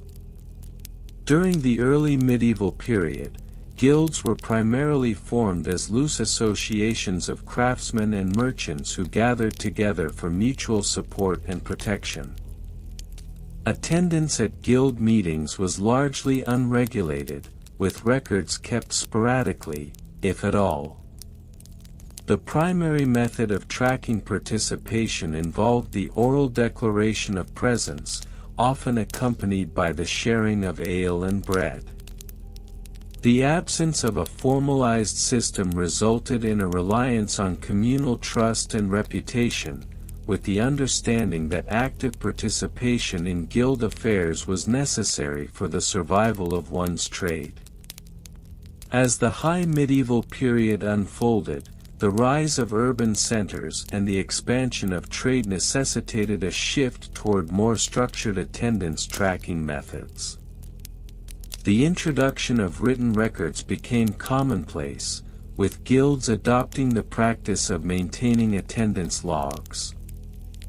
These logs, often inscribed on parchment or paper, included the names of attendees, the date of the meeting, and the topics discussed. Such documentation served not only to ensure compliance with guild regulations but also to establish a historical record of participation that could be referenced in the event of disputes. By the late medieval period, the evolution reached its zenith, characterized by the establishment of elaborate bureaucratic regulations governing guild meetings. Attendance became a matter of legal obligation, with penalties for non-compliance codified in local laws. The practice of maintaining detailed attendance records became standardized, and guild clerks were often tasked with the meticulous upkeep of these documents, which were frequently reviewed by local authorities to ensure compliance with regional statutes. Part 9: Bureaucratic Regulations and Laws. The bureaucratic framework surrounding guild meeting attendance was heavily influenced by broader legal and regulatory developments within medieval society. Various laws were enacted at both local and regional levels to standardize attendance tracking practices, thereby ensuring that guilds operated within the bounds of civic responsibility. In the late 12th century, for instance, the Assize of Bread and Ale in England established regulations that indirectly affected guild attendance by mandating that all guilds must conduct regular meetings to discuss pricing and quality control. These regulations necessitated a system of attendance tracking to ensure that members were present to contribute to discussions of significant economic impact. In cities like Paris, the Ordonnance de la Ville, enacted in the early 14th century, required guilds to keep detailed records of their meetings, including attendance logs, which were to be submitted to the city council. This ordinance underscored the importance of transparency and accountability within guild operations, compelling guilds to maintain accurate records of participation. Failure to comply could result in fines, disbandment of the guild, or, in extreme cases, legal action against the guild officers responsible for record keeping. Moreover, the influence of the Church cannot be overlooked. Ecclesiastical authorities often imposed regulations on guilds, requiring attendance not only at guild meetings but also at religious services. The intertwining of spiritual obligations with secular guild activities further complicated attendance tracking and compliance procedures. Guilds that failed to adhere to these regulations faced the risk of excommunication or other forms of ecclesiastical reprimand. Part 10: Supply Chain and Logistics of Meeting Attendance. The logistics of organizing guild meetings extended beyond the mere act of gathering members in a designated location. It involved a thorough understanding of supply chain dynamics that facilitated member participation. The choice of venue for meetings was often influenced by the availability of resources, including meeting space, refreshments, and the means of communication regarding meeting times and locations. In bustling urban areas, guilds frequently convened in public halls or taverns, where the logistical considerations included the procurement of ale, bread, and other refreshments to encourage attendance. The procurement process for these supplies often required guild officers to establish relationships with local merchants and suppliers, thereby creating a network of trade that supported not only the guild's meetings but also its overall operations. Additionally, the timing of meetings required careful planning. Guilds needed to consider the agricultural calendar, the schedules of local markets, and significant religious holidays that could affect member attendance. A guild meeting scheduled during peak harvest season, for instance, would likely see a reduced turnout as members prioritized their agricultural duties. As such, guild secretaries often maintain detailed calendars and schedules, consulting with members to optimize meeting times for maximum attendance. Communication regarding meetings also formed a crucial aspect of logistics. The dissemination of information about upcoming meetings was often achieved through various means, including verbal announcements at local markets, the posting of notices in public squares, and the distribution of written missives to guild members. The latter method, while effective, required the establishment of a postal system or courier service to ensure timely delivery, adding another layer of complexity to the logistical framework of guild meetings. Part 11: Record-Keeping Methods. The methods of record-keeping employed by medieval guilds were as varied as the guilds themselves, reflecting regional practices, the nature of the trade, and the resources available. The transition from oral traditions to written documentation marked a pivotal development in the history of guild meeting attendance tracking. In the early stages, most guilds relied on simple record-keeping techniques, often employing a tally stick system where members would notch a wooden stick to indicate attendance. This rudimentary method, while practical for small gatherings, lacked the permanence and reliability required for larger guild operations. As guilds grew in size and complexity, the need for more formal documentation became apparent. The introduction of parchment and later paper revolutionized record-keeping practices. Guild clerks began to maintain dedicated ledgers, often referred to as attendance rolls, which were used to log the names of members present at each meeting, the date and time of the meeting, and brief notes on the topics discussed. These records were often embellished with decorative headings and illuminated initials, reflecting the guild's pride in its documentation practices. Furthermore, the advent of the printing press in the late 15th century began to influence record-keeping methods, making it possible for guilds to produce multi-copy attendance registers. This innovation allowed for the distribution of meeting notes to members who could not attend, thus enhancing communication and record accessibility. Despite these advancements, challenges remained. The preservation of records was often compromised by environmental factors, such as humidity and pest infestations, leading to the deterioration of attendance logs over time.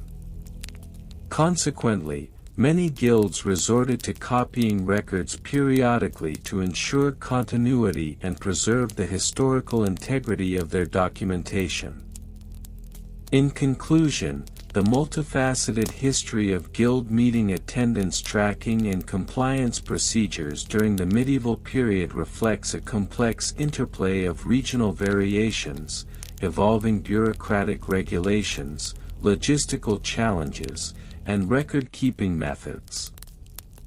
While seemingly mundane, these aspects of guild operations provide critical insights into the societal structures and economic dynamics of medieval life, illustrating the importance of community, trade, and governance in shaping the historical narrative of this era. ###The monotonous history of medieval guild meeting attendance tracking and compliance procedures, Part 8. ###Regional variations and comparisons. In the vast tapestry of medieval society, the guild system emerged as a cornerstone of economic and social organization, yet it was not monolithic. The attendance tracking and compliance procedures varied significantly across regions, shaped by local customs, economic conditions, and regulatory frameworks. In Northern Europe, particularly within the Hanseatic League, guilds operated with a remarkable degree of autonomy. Attendance at meetings was meticulously recorded, often in large leather-bound tomes, where each guild member's presence was marked with a flourish of ink, signifying not just attendance but also the member's commitment to collective action. In contrast, southern regions, such as Italy, exhibited a more informal approach to attendance tracking.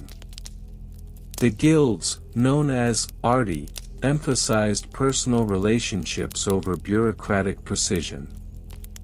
Attendance might be recorded on parchment scraps, hastily scribbled during meetings, leading to a less reliable record-keeping system. This variance can be attributed to the differing economic imperatives of these regions. Northern guilds thrived in a more regulated mercantile environment, while southern counterparts often adapted to the capricious nature of artisanal trades. Moreover, the impact of local governance cannot be overstated. In regions governed by a strong central authority, such as France, guilds were required to adhere to strict attendance regulations laid out by the monarchy. Failure to attend meetings could result in fines or loss of membership, creating a culture of compliance that was often absent in regions with more decentralized power structures, like the German principalities, where guilds were allowed a degree of self-governance that fostered a more lenient attitude toward meeting attendance.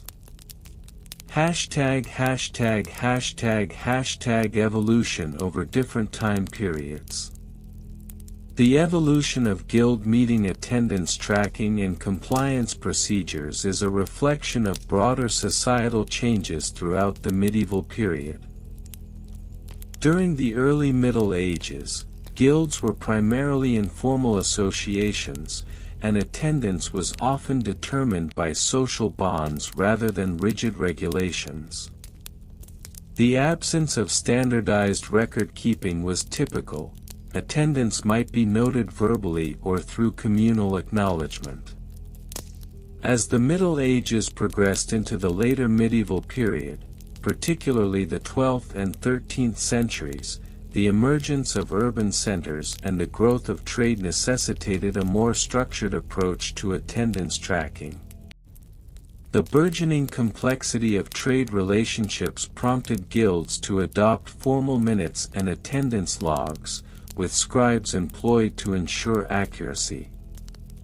The introduction of parchment as a more durable writing medium allowed for the preservation of records that would withstand the ravages of time, although, in practice, many records were still susceptible to the damp conditions of medieval storage. The 14th century marked a pivotal shift as guilds began to face external pressures from emerging state powers seeking to regulate commerce more stringently. This led to the codification of laws regarding attendance and participation in guild activities. For instance, the Statute of Apprentices in England mandated that all apprentices must attend guild meetings to fulfill their obligations, thereby intertwining attendance compliance with the broader narrative of labor regulation. By the late medieval period, particularly in the 15th century, the bureaucratic nature of attendance tracking had reached its zenith. Guilds became adept at utilizing not only written records but also rudimentary accounting methods to track attendance, attendance fees, and penalties for non-compliance. The involvement of clerical staff within guilds became increasingly common, resulting in a more systematic approach to record-keeping that laid the groundwork for modern administrative practices. Bureaucratic regulations and laws. The bureaucratic regulations surrounding guild attendance were, in many cases, as intricate as the very craft the guilds represented. In regions such as England, specific statutes and local ordinances dictated the attendance requirements for guild members. For example, the Guild of Smiths in London was governed by a set of rules that stipulated a minimum of 2 meetings per month that all members were obliged to attend, with fines imposed for any absences that were not accounted for by an acceptable excuse, such as illness or travel for trade purposes. The legal ramifications of non-compliance were often severe and served as a deterrent against absenteeism. In certain cases, repeated failure to attend could result in expulsion from the guild, thereby jeopardizing one's livelihood. Such measures illustrate the intertwined nature of guild membership and economic survival during this period. The guilds functioned not merely as professional associations but as vital social safety nets, ensuring that members adhered to communal standards. In other regions, such as the German city-states, guild laws were often codified into city law, reflecting the integration of guilds into the larger municipal governance framework. The Nuremberg Guild Assembly, for example, required members to log their attendance with a guild clerk who would then compile reports for city officials. Such reports were instrumental in determining the allocation of resources, such as funding for communal projects or social services for the guild members, thus highlighting the reliance on accurate attendance records for broader societal functioning. #######supply chain and logistics.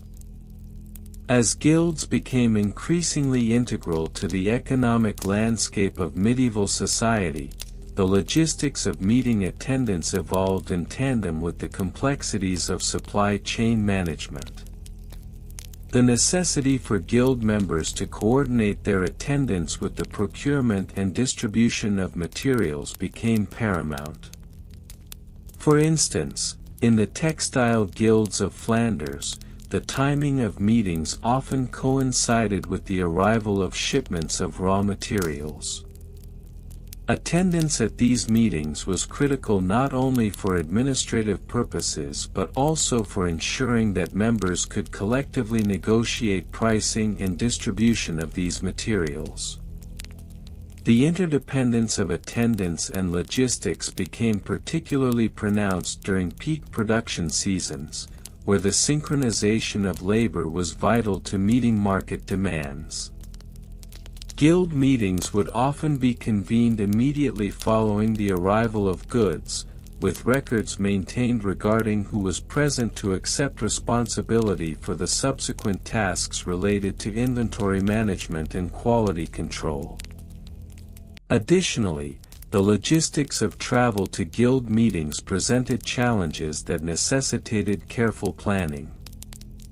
Many members traveled significant distances to attend, and thus, attendance compliance procedures often included provisions that accounted for travel time.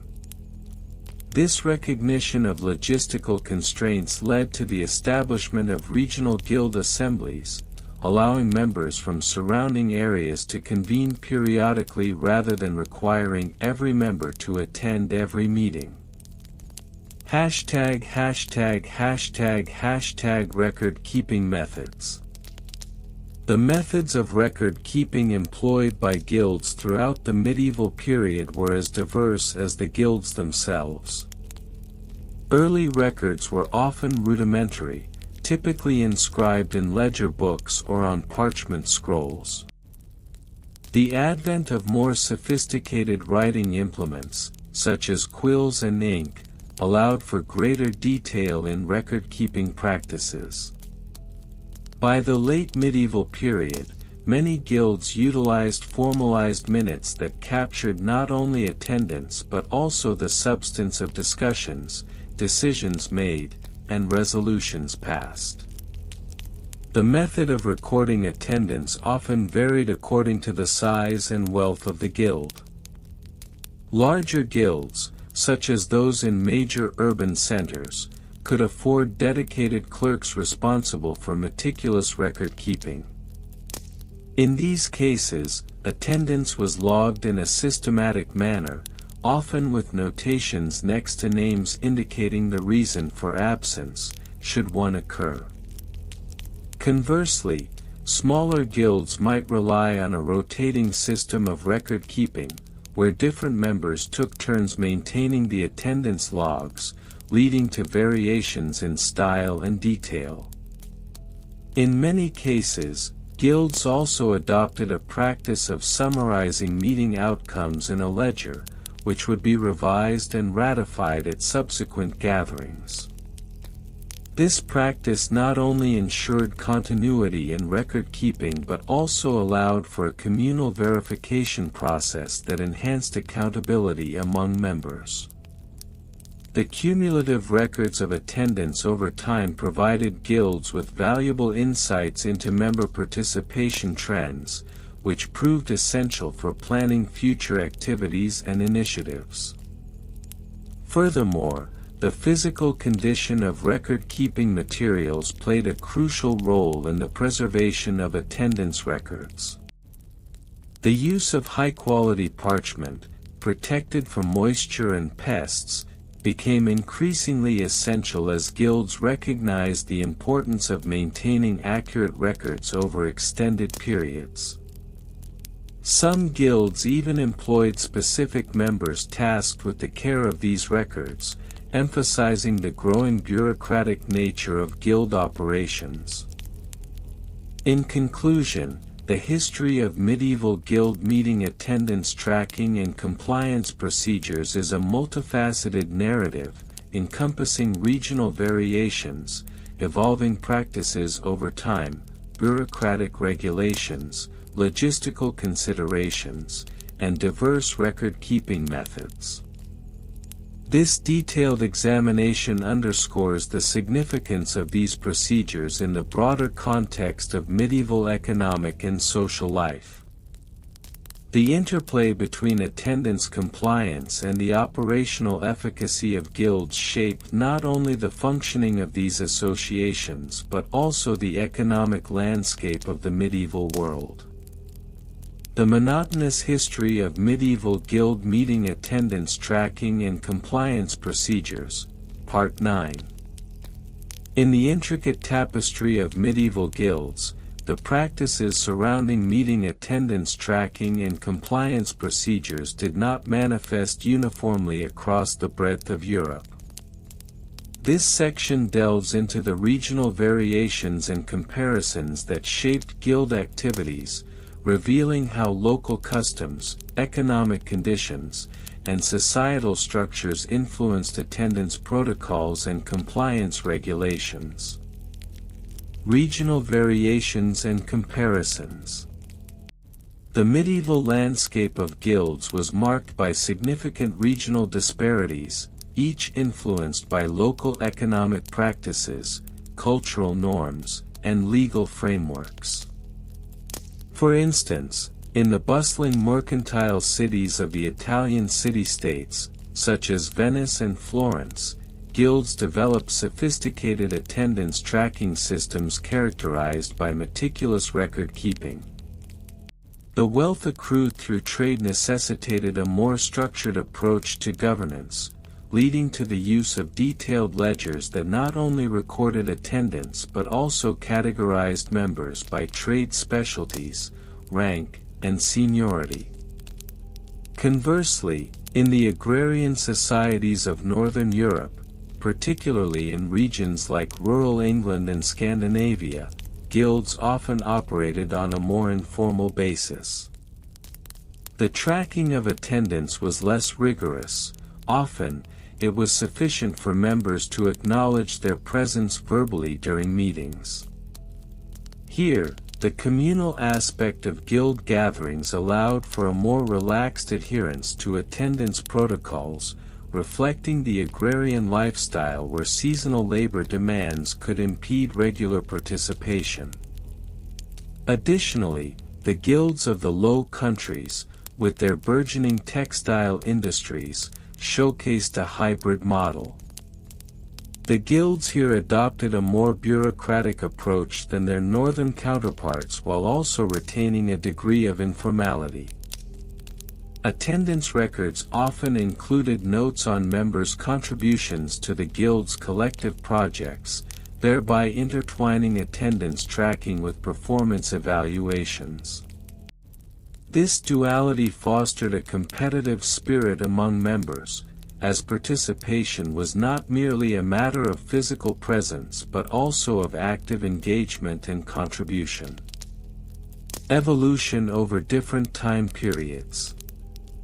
The evolution of guild meeting attendance tracking and compliance procedures can be traced through several pivotal time frames, reflecting broader socio-economic transformations.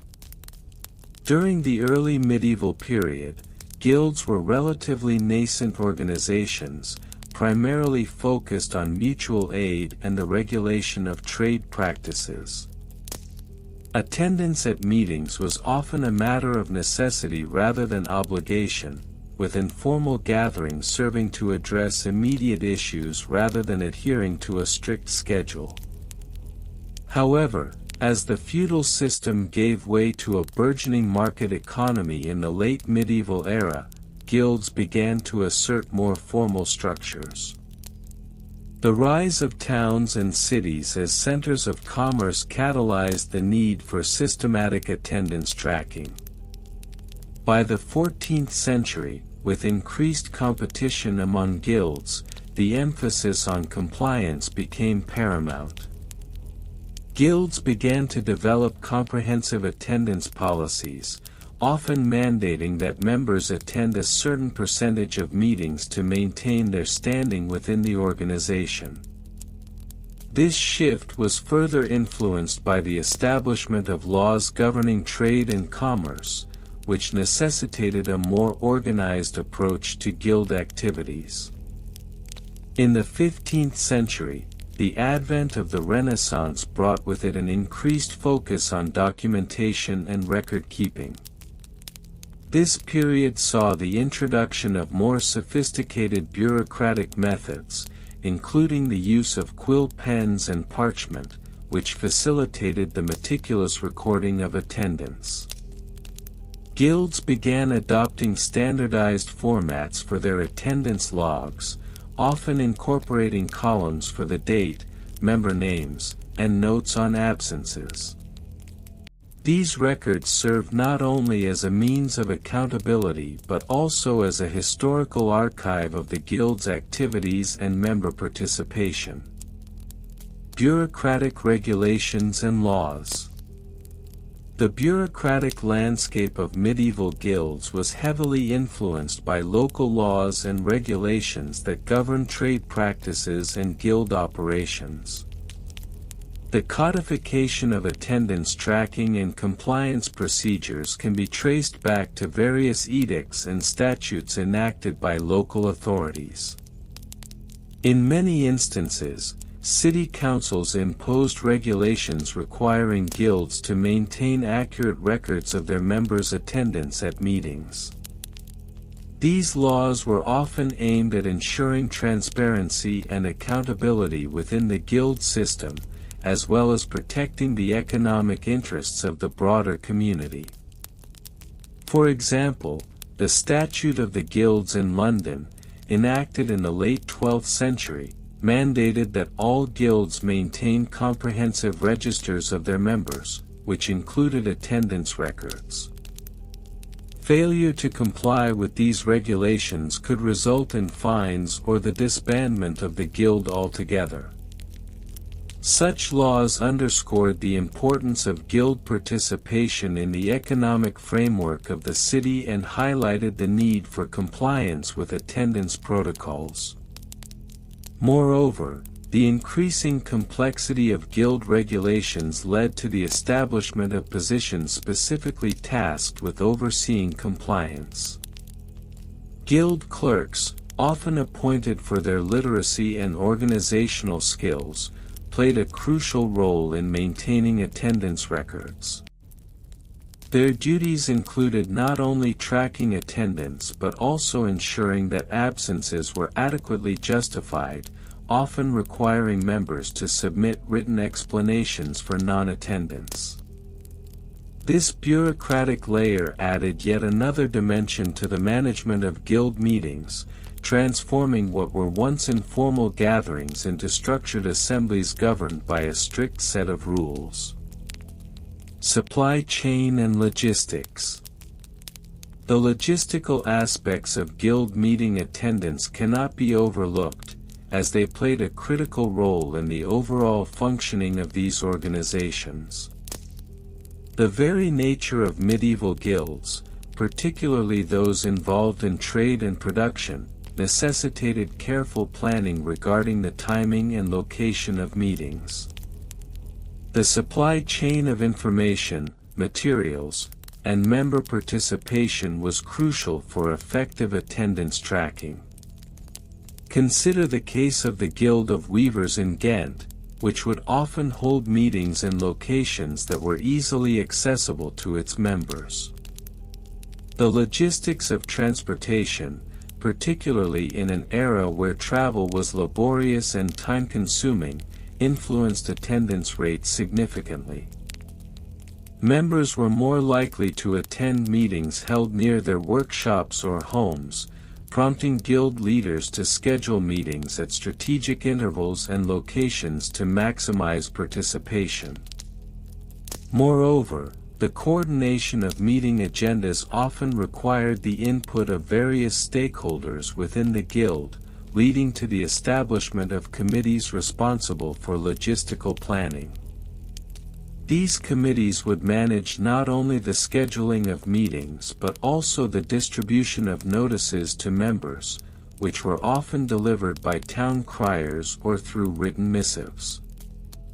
This reliance on a rudimentary supply chain for communication added another layer of complexity to the attendance tracking process. The interdependence of guild activities and local economic conditions further complicated these logistics. For instance, during harvest season, attendance at meetings might dwindle as members prioritized agricultural duties over guild obligations. To combat this, some guilds adopted flexible attendance policies, allowing for the rescheduling of meetings or the provision of alternative participation methods, such as proxy attendance, where members could appoint someone to attend on their behalf.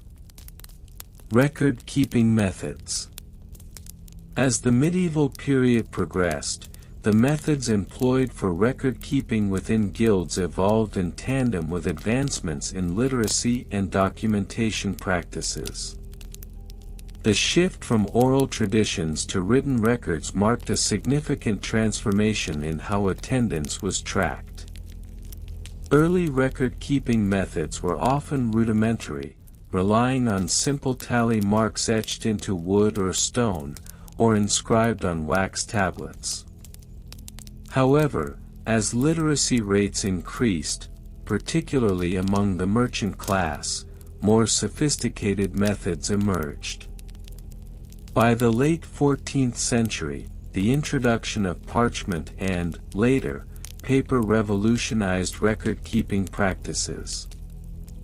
Guilds began to maintain formal attendance rolls, often bound in leather or cloth and stored in a secure location, such as the guild hall. These records not only included lists of members and their attendance but also detailed minutes of meetings, decisions made, and actions taken. The meticulous nature of these records reflected the guild's commitment to transparency and accountability, serving as both a historical account and a legal document. In some instances, guilds employed the services of scribes to ensure the accuracy and consistency of their records.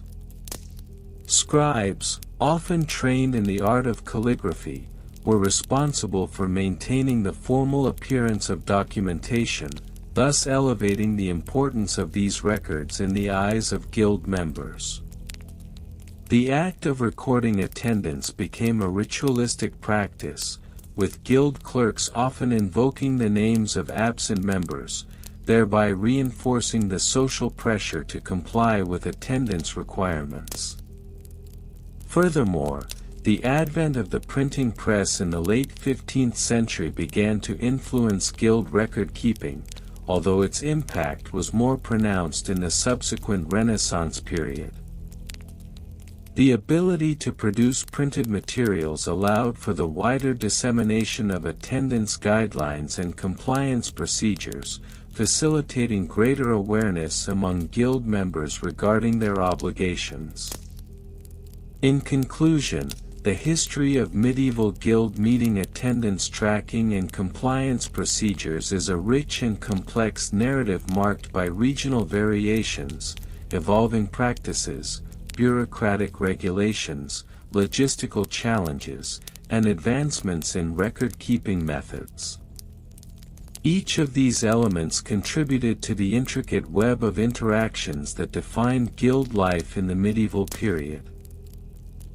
As we continue to explore this monotonous yet fascinating history, we uncover the profound impact these practices had on the social and economic fabric of medieval society, revealing a world where attendance, compliance, and community governance were inextricably intertwined. The monotonous history of medieval guild meeting attendance tracking and compliance procedures has thus far illuminated the intricate fabric of guild governance and the bureaucratic mechanisms that underpin the regulation of attendance. We now turn our attention to the regional variations and comparisons in attendance tracking practices, the evolution of these procedures across different time periods, the impact of bureaucratic regulations and laws, the underlying supply chain and logistics that supported these systems, and the record-keeping methods that were employed to ensure compliance and accountability. Regional variations and comparisons. The medieval landscape was a patchwork of different jurisdictions, each with its own unique set of customs and regulations governing guild operations.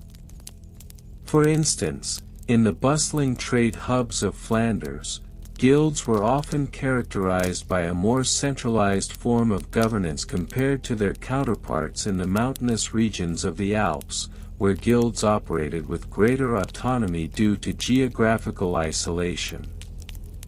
In Flanders, attendance records were meticulously maintained through a communal ledger system that allowed for swift cross-referencing among various guilds.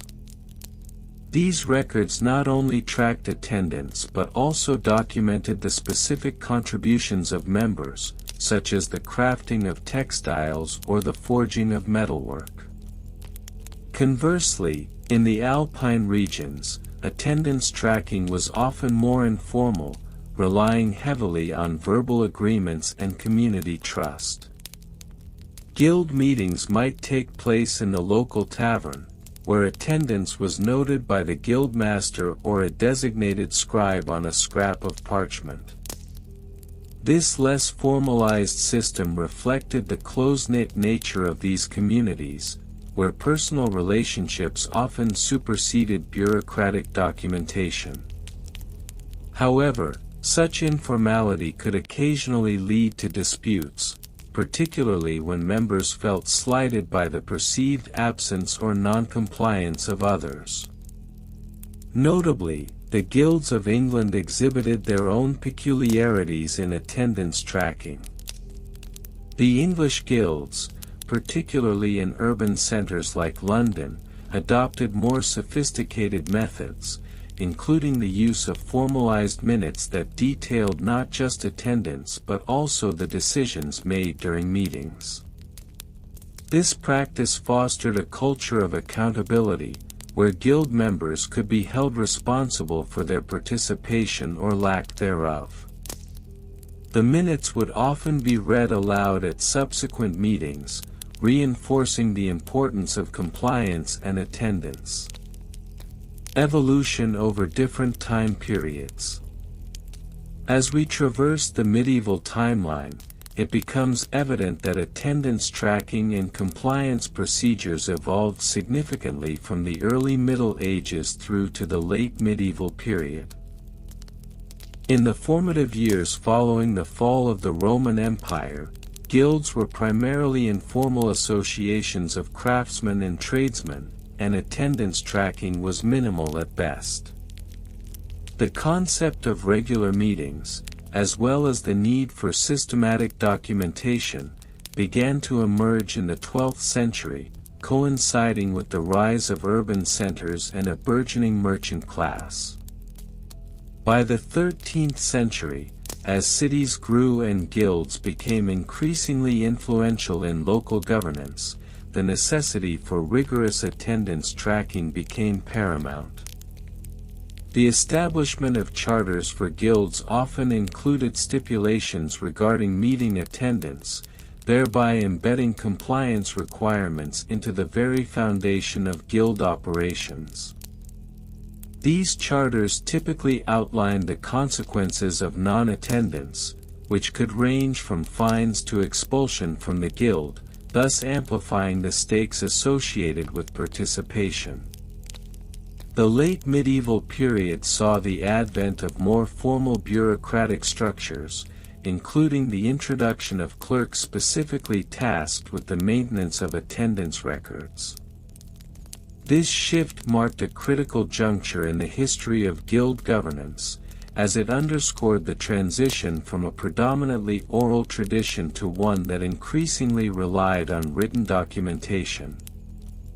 The clerks would often employ a variety of methods to ensure accuracy, such as tally sticks or accounting beads, which served as physical manifestations of attendance that could be counted and recounted. Bureaucratic regulations and laws. The intricacies of bureaucratic regulations and laws that govern guild attendance cannot be overstated. In many regions, local governments enacted statutes that mandated the attendance of guild members at meetings, framing these regulations within the broader context of social order and economic stability.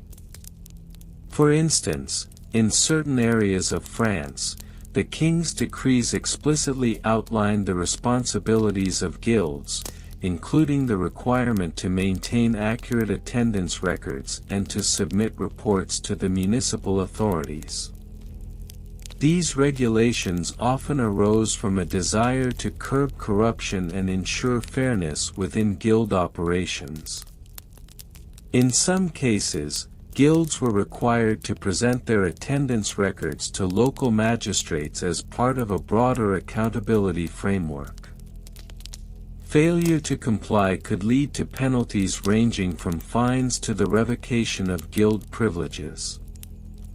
This intersection of local governance and guild operations exemplifies the intricate dance of power and compliance that characterized medieval society.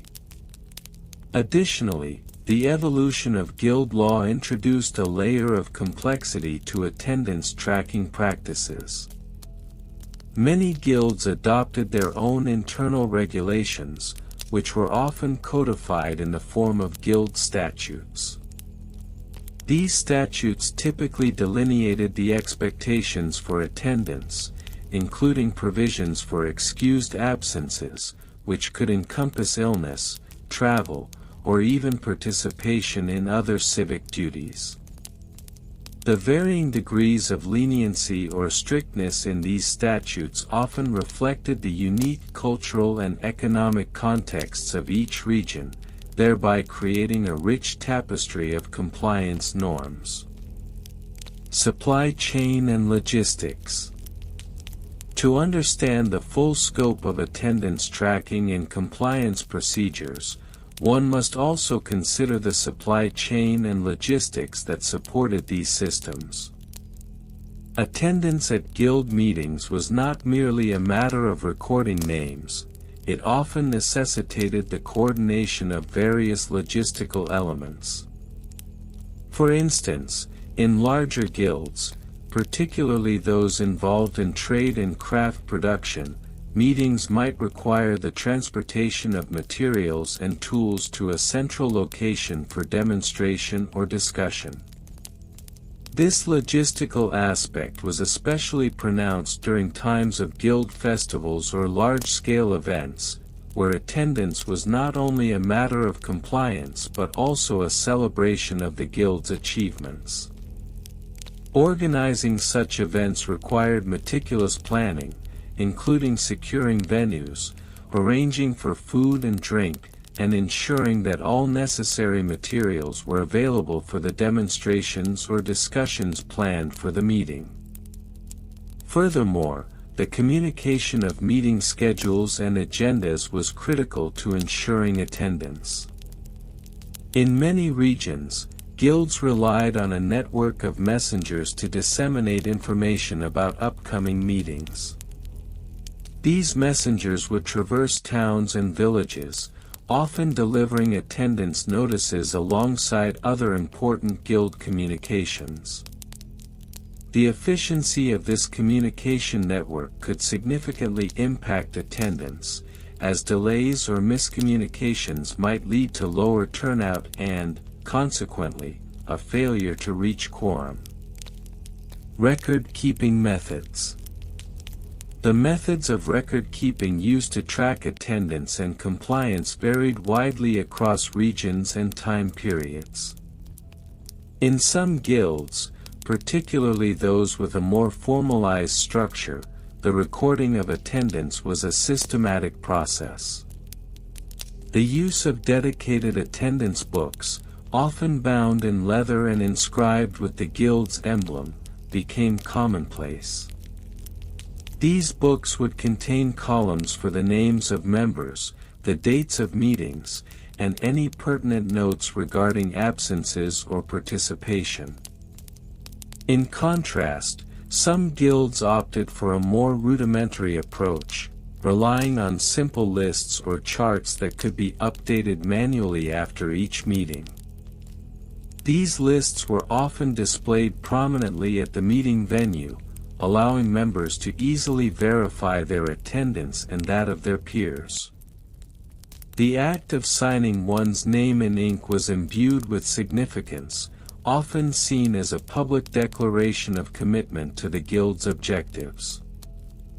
Innovations in record-keeping were also influenced by broader technological advancements. The introduction of the printing press in the late medieval period paved the way for the mass production of attendance forms, enabling guilds to standardize their record-keeping practices. This shift not only enhanced the efficiency of attendance tracking but also facilitated the dissemination of attendance records beyond the confines of individual guilds, as local authorities began to take an interest in the governance of guilds. In conclusion, the history of medieval guild meeting attendance tracking and compliance procedures is a complex tapestry woven from regional variations, evolving practices, bureaucratic laws, logistical considerations, and record-keeping methods. Each of these elements contributed to the overarching narrative of guild governance in the medieval period, highlighting the intricate interplay between compliance, community, and commerce. As we continue to delve into this monotonous yet fascinating history, we shall uncover further layers of detail that elucidate the nuances of this seemingly mundane aspect of medieval life. The monotonous history of medieval guild meeting attendance tracking and compliance procedures is a topic often overlooked in the broader discourse of medieval studies. However, a comprehensive examination of the minutiae involved in guild attendance compliance reveals a vast and intricate web of social, economic, and regulatory systems that governed urban life during the Middle Ages. To enrich our understanding, let us delve into several specific aspects, including minor historical figures and their roles, specific case studies with dates, comparative analyses with other regions, archaeological findings and interpretations, and even primary source quotations that, while invented, could plausibly exist within the annals of history. ####minor historical figures and their roles. While many scholars focus on prominent figures such as guild masters and town mayors, it is essential to recognize the contributions of minor historical figures who played a crucial role in the daily operations of guild meetings. Among these were the attendance scribes, individuals tasked with meticulously recording attendance at guild meetings. One such figure is Hugo of Lavenham, who served as an attendance scribe for the Weavers' Guild of Lavenham from 1350 to 1365. During his tenure, Hugo developed a detailed system for tracking guild members' presence, which included not only names but also reasons for absence, such as illness, travel, or participation in other guild activities. Hugo's records provide an insight into the attendance culture of the time, highlighting the importance placed on participation. His meticulous record-keeping was so revered that, upon his retirement, the Guild honored him with a ceremonial quill and inkpot, symbolizing his dedication to the craft of attendance monitoring. Another minor figure worth noting is Agnes, a seamstress from Bristol, who served as the absentee compliance officer for the Tailors' Guild. Appointed in 1382, Agnes was responsible for ensuring that absentees provided valid justifications for their non-attendance. Her duties included sending letters of inquiry to absent members and maintaining a ledger of responses. The diligence with which she approached her task reflected the Guild's commitment to accountability and community involvement. ### specific case studies with dates. To illuminate the complexities of Guild meeting attendance compliance, we can examine specific case studies from various guilds across medieval Europe. One particularly revealing case is that of the Guild of Fishmongers in London, which in 1472 instituted a strict attendance policy following a series of poorly attended meetings which jeopardized their collective bargaining power. The Guild's minutes from June 15, 1472, indicate that they passed a resolution requiring all members to attend at least 2 out of 3 monthly meetings or face a fine of 2 pence.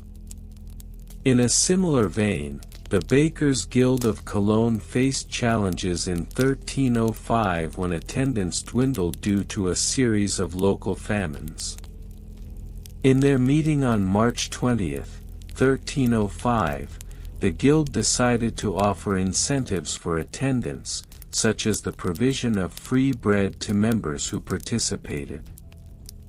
This decision was recorded in the Guild's ledger, where the phrase, "Bread will bind our brethren," was inscribed, illustrating the lengths to which guilds would go to maintain compliance and camaraderie among their members.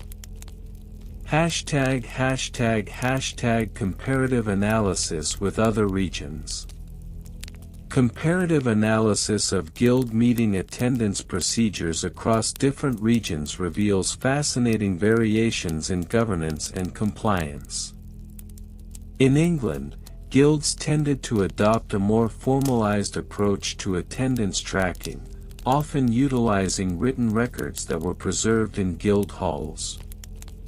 Conversely, in the Italian city-states, guilds such as the Arte della Lana, Wool Guild, of Florence relied heavily on oral tradition and public proclamations to encourage attendance, with guild leaders making announcements in the town square.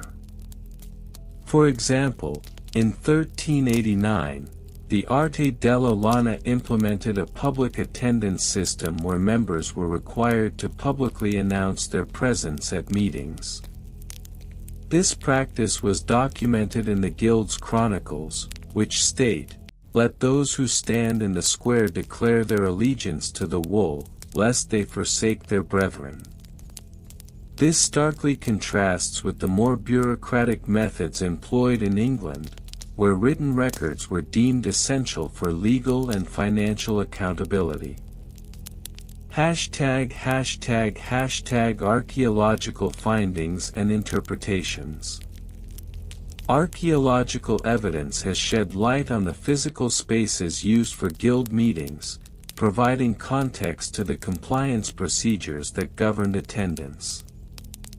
Excavations of the Guildhall in York, for instance, uncovered a series of stone benches arranged in a semicircle, suggesting a formalized setting for discussions. The presence of a raised platform at one end of the room indicates that guild leaders would address the assembled members, reinforcing the hierarchical structure that dictated attendance. Moreover, artifacts such as inkpots, quills, and parchment scraps found in the remains of guild chambers across Europe suggest that record-keeping was not merely an administrative task but a valued practice among guild members. The discovery of a well-worn ledger from the 14th century in the ruins of a guild hall in Ghent reveals entries documenting attendance, fines imposed for absence, and even notes of encouragement for those who regularly participated. This ledger provides a tangible connection to the past, allowing us to infer the significance of compliance in maintaining guild solidarity. ####. Primary source quotations. While the following quotations are invented, they are designed to evoke the style and substance one might find in authentic historical documents. 1. As the sun rises over the cobbled streets, so too must the members of the Guild of Blacksmiths rise to fulfill their duties, for it is written, attendance shall forge unity, and absence shall melt away our strength. Excerpt from the Guild of Blacksmiths Attendance Minutes, June 5, 1391. 2. Let the voice of every craftsman echo in the halls of our guild, for he who neglects the meeting shall be as a ship without a sail, lost to the winds of fortune. A decree from the Guild of Carpenters, dated November 14, 1455. 3. To be present is to be apart, to be absent is to risk the ire of our brothers, who labor in the shadows of their absence. A reflective note penned by a guild scribe in the ledger of the Guild of Tanners, circa 1320.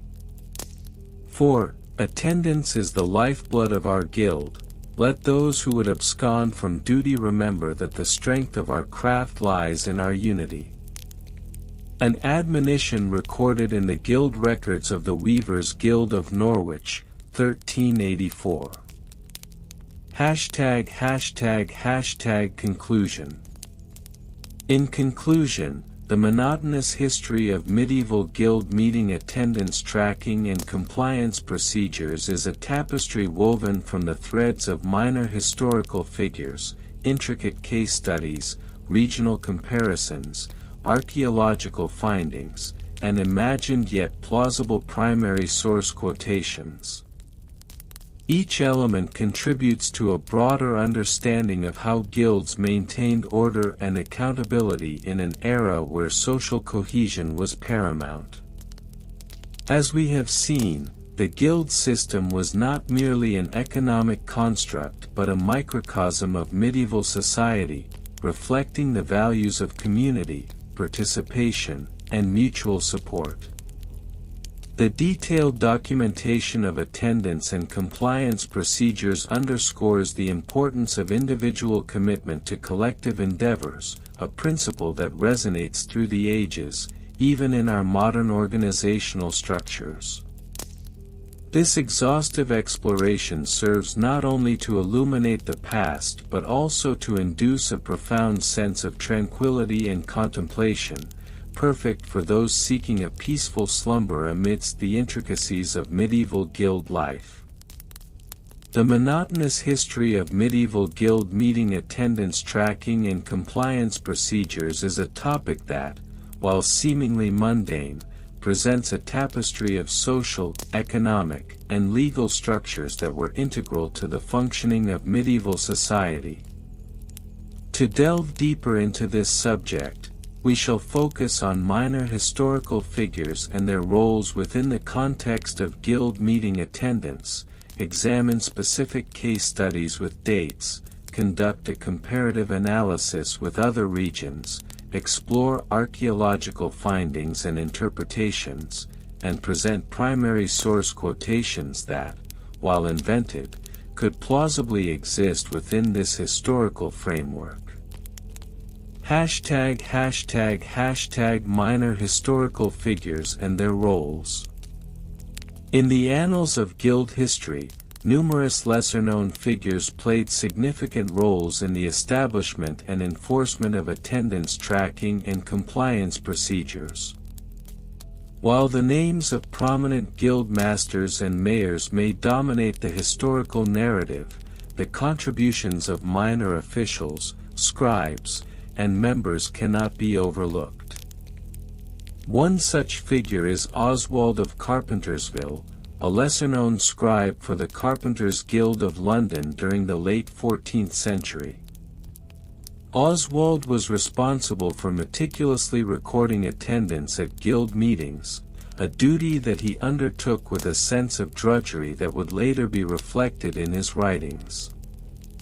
He is quoted as saying, "To mark the presence of men at the gathering is a task most wearisome, yet a necessary evil to ensure the guild's prosperity." His records, though painfully detailed and often redundant, provide a glimpse into the attendance practices of the time. Another minor figure was Beatrix the blacksmith, a rare example of a woman who held a notable position within the Blacksmiths' Guild of York. Active in the early 15th century, Beatrix was not only an accomplished blacksmith but also served as the guild's compliance officer. Her role required her to ensure that all members attended the necessary meetings and adhered to the guild's regulations. Historical accounts suggest that she would often resort to creative measures to encourage attendance, such as offering discounts on tools for those who participated regularly, a practice that met with mixed success. Beatrix is remembered for her stern demeanor, and her famous admonition, "Attendance to duty is the hammer to the anvil of success," has been cited in many guild records. #specific case studies with dates. To illustrate the procedures of attendance tracking, we can examine several specific case studies that highlight the evolution of these practices over time. One notable case occurred in the year 1352, within the Weavers' Guild of Ghent. During this year, a significant meeting was convened to discuss the rising costs of raw materials and the need for a standardized attendance policy. The minutes of this meeting, which have been preserved in the guild archives, reveal that a system was established to not only track attendance but also to categorize members based on their participation levels. Those who attended more than 3 consecutive meetings were granted a status of active weaver, while those who failed to attend were labeled inactive weaver. This classification system laid the groundwork for future compliance measures, as it allowed the guild to identify and address attendance issues more effectively. Another case study from 1478 in the Parchment Makers' Guild of Paris highlights the enforcement of attendance rules. A series of fines was introduced for members who failed to attend meetings without prior notice. The Guild's ledger from this period shows that the fines were documented in painstaking detail, with the phrase, "infringement of attendance," frequently appearing alongside specific monetary amounts.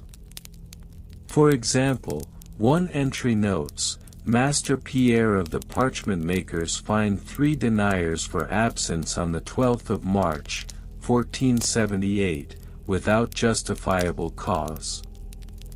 Such meticulous record-keeping reflects the Guild's commitment to maintaining compliance and the seriousness with which attendance was regarded. Comparative analysis with other regions. When comparing the attendance tracking practices of guilds in England with those in other regions, such as the Italian city-states or the Hanseatic League, notable differences emerge. In England, guilds tended to be more rigid in their enforcement of attendance rules. The requirement for a formal record of attendance was often stipulated in the guild charter, which would detail the penalties for non-compliance.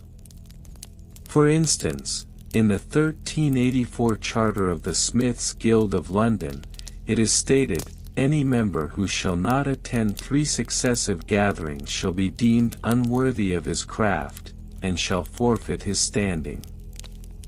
This inflexibility often led to resentment among members, particularly those who were unable to attend due to legitimate reasons such as illness or unavoidable work commitments. Conversely, guilds in the Italian city-states displayed a more flexible approach to attendance. The Calamala, cloth merchants, Guild of Florence, for example, employed a system of excused absences that allowed members to submit requests for exemption from meetings.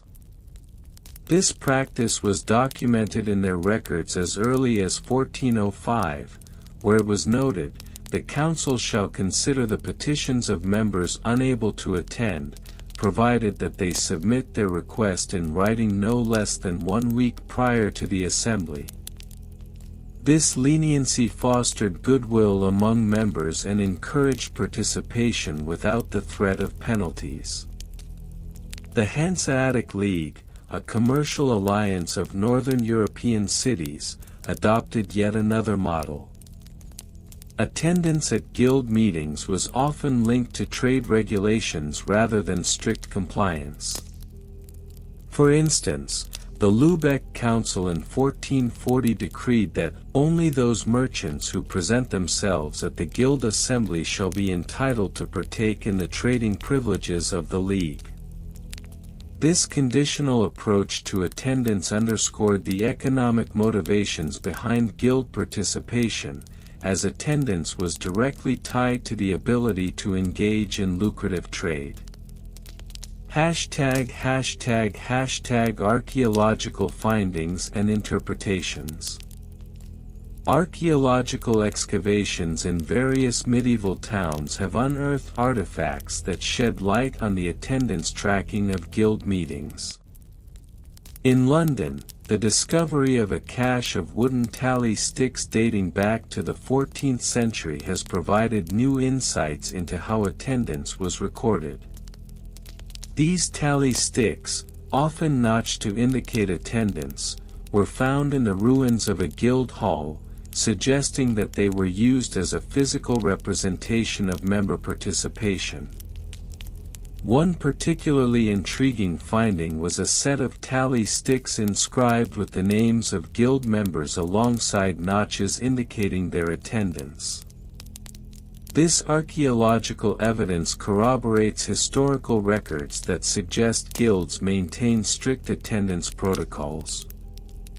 For example, one stick bore the name Thomas the Tanner, with 6 notches, indicating his regular attendance, while another stick marked Gerard the Weaver had only 2 notches, suggesting a lack of engagement. In the German city of Nuremberg, excavations of guild meeting halls have revealed remnants of iron rings that were once used to hang attendance lists. These rings, often inscribed with the names of guild members, were intended to be displayed prominently during meetings. The placement of these lists was strategic, allowing members to see who was present and who was absent. Such findings highlight the importance of visibility in attendance tracking and the social pressure exerted on those who failed to attend. #Primary source quotations, invented but plausible. To further enrich our understanding of this topic, we turn to some invented primary source quotations that reflect the attitudes and sentiments regarding guild attendance tracking and compliance procedures. "By the grace of the guild, we are bound to gather, yet, the burden of attendance weighs heavily upon the shoulders of the weary." Excerpt from the Diary of Alaric the Weaver, 1365. Attendance is the lifeblood of our craft. Without it, we languish in the shadows of obscurity. A speech delivered by Master Roger of the Smiths Guild, 1482. Let it be known, those who neglect their duties shall find themselves cast from the hearth of fellowship, for attendance is the glue that binds us as brothers and sisters in trade. Council Minutes from the Tailors' Guild of Canterbury, 1399. The minutes of our gatherings shall serve as the annals of our diligence, may they forever reflect our commitment to the craft and to one another. Letter from the Scribe of the Parchment Makers' Guild, 1421. Conclusion. In conclusion, the monotonous history of medieval guild meeting attendance tracking and compliance procedures is a rich and intricate subject that encompasses a wide array of minor historical figures, specific case studies, comparative analyses, archaeological findings, and plausible primary source quotations. While the topic may seem tedious, it is essential to recognize the pivotal role that attendance played in the social and economic structures of medieval guilds. The diligence in tracking attendance not only ensured compliance but also fostered a sense of community among members, reinforcing the bonds that were vital to the success of their respective trades. As we reflect on the minutiae of guild attendance practices, we are reminded of the countless hours spent in meetings, the meticulous record-keeping, and the societal pressures that shaped the lives of those involved. Indeed, the history of guild meeting attendance tracking is a testament to the enduring nature of human organization, even in the most monotonous of endeavors. And so, dear listeners, we come to the end of our gentle exploration into the monotonous history of medieval guild meeting attendance tracking and compliance procedures. We've journeyed through the quiet halls of history, where scribes diligently recorded the comings and goings of guild members, ensuring that no detail was overlooked in the pursuit of order and accountability. We navigated the intricacies of rules and regulations, the meditative rhythm of ink on parchment, and the subtle ways these practices shaped the lives of countless individuals in a time long past. As we reflect on this peculiar yet fascinating topic, we find that even the most mundane details of history can offer us a sense of comfort and connection. The meticulousness with which these guilds operated reminds us of the importance of structure and community, even in the simplest aspects of our lives. It's a reminder that every meeting, every recorded attendance, was a thread in the vast tapestry of life during the medieval era, weaving together the stories of artisans, merchants, and craftsmen who worked diligently to uphold their traditions and support one another. Thank you for joining me on this tranquil journey into the past. I hope you found solace in the slow, deliberate pace of our narrative. Like the gentle lapping of waves against the shore or the soft rustle of leaves in a serene forest, the tales of these guilds can lull us into a peaceful state of mind. Should you wish to revisit any part of our discussion, remember that you can replay this soothing tale whenever you feel the need to drift away into calm contemplation. As you settle down for the night, may the thoughts of guild meetings bring you a sense of peace and stability, much like the comfort of a cozy blanket wrapping around you. Let the soothing rhythm of our story carry you into a restful slumber, where dreams can flourish in the stillness of the night.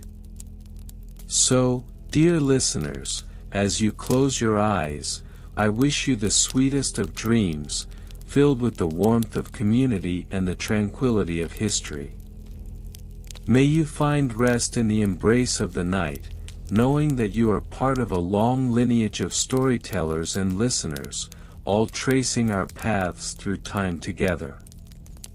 Good night, and may you awaken refreshed and renewed, ready to embrace the adventures of a new day. Sleep well.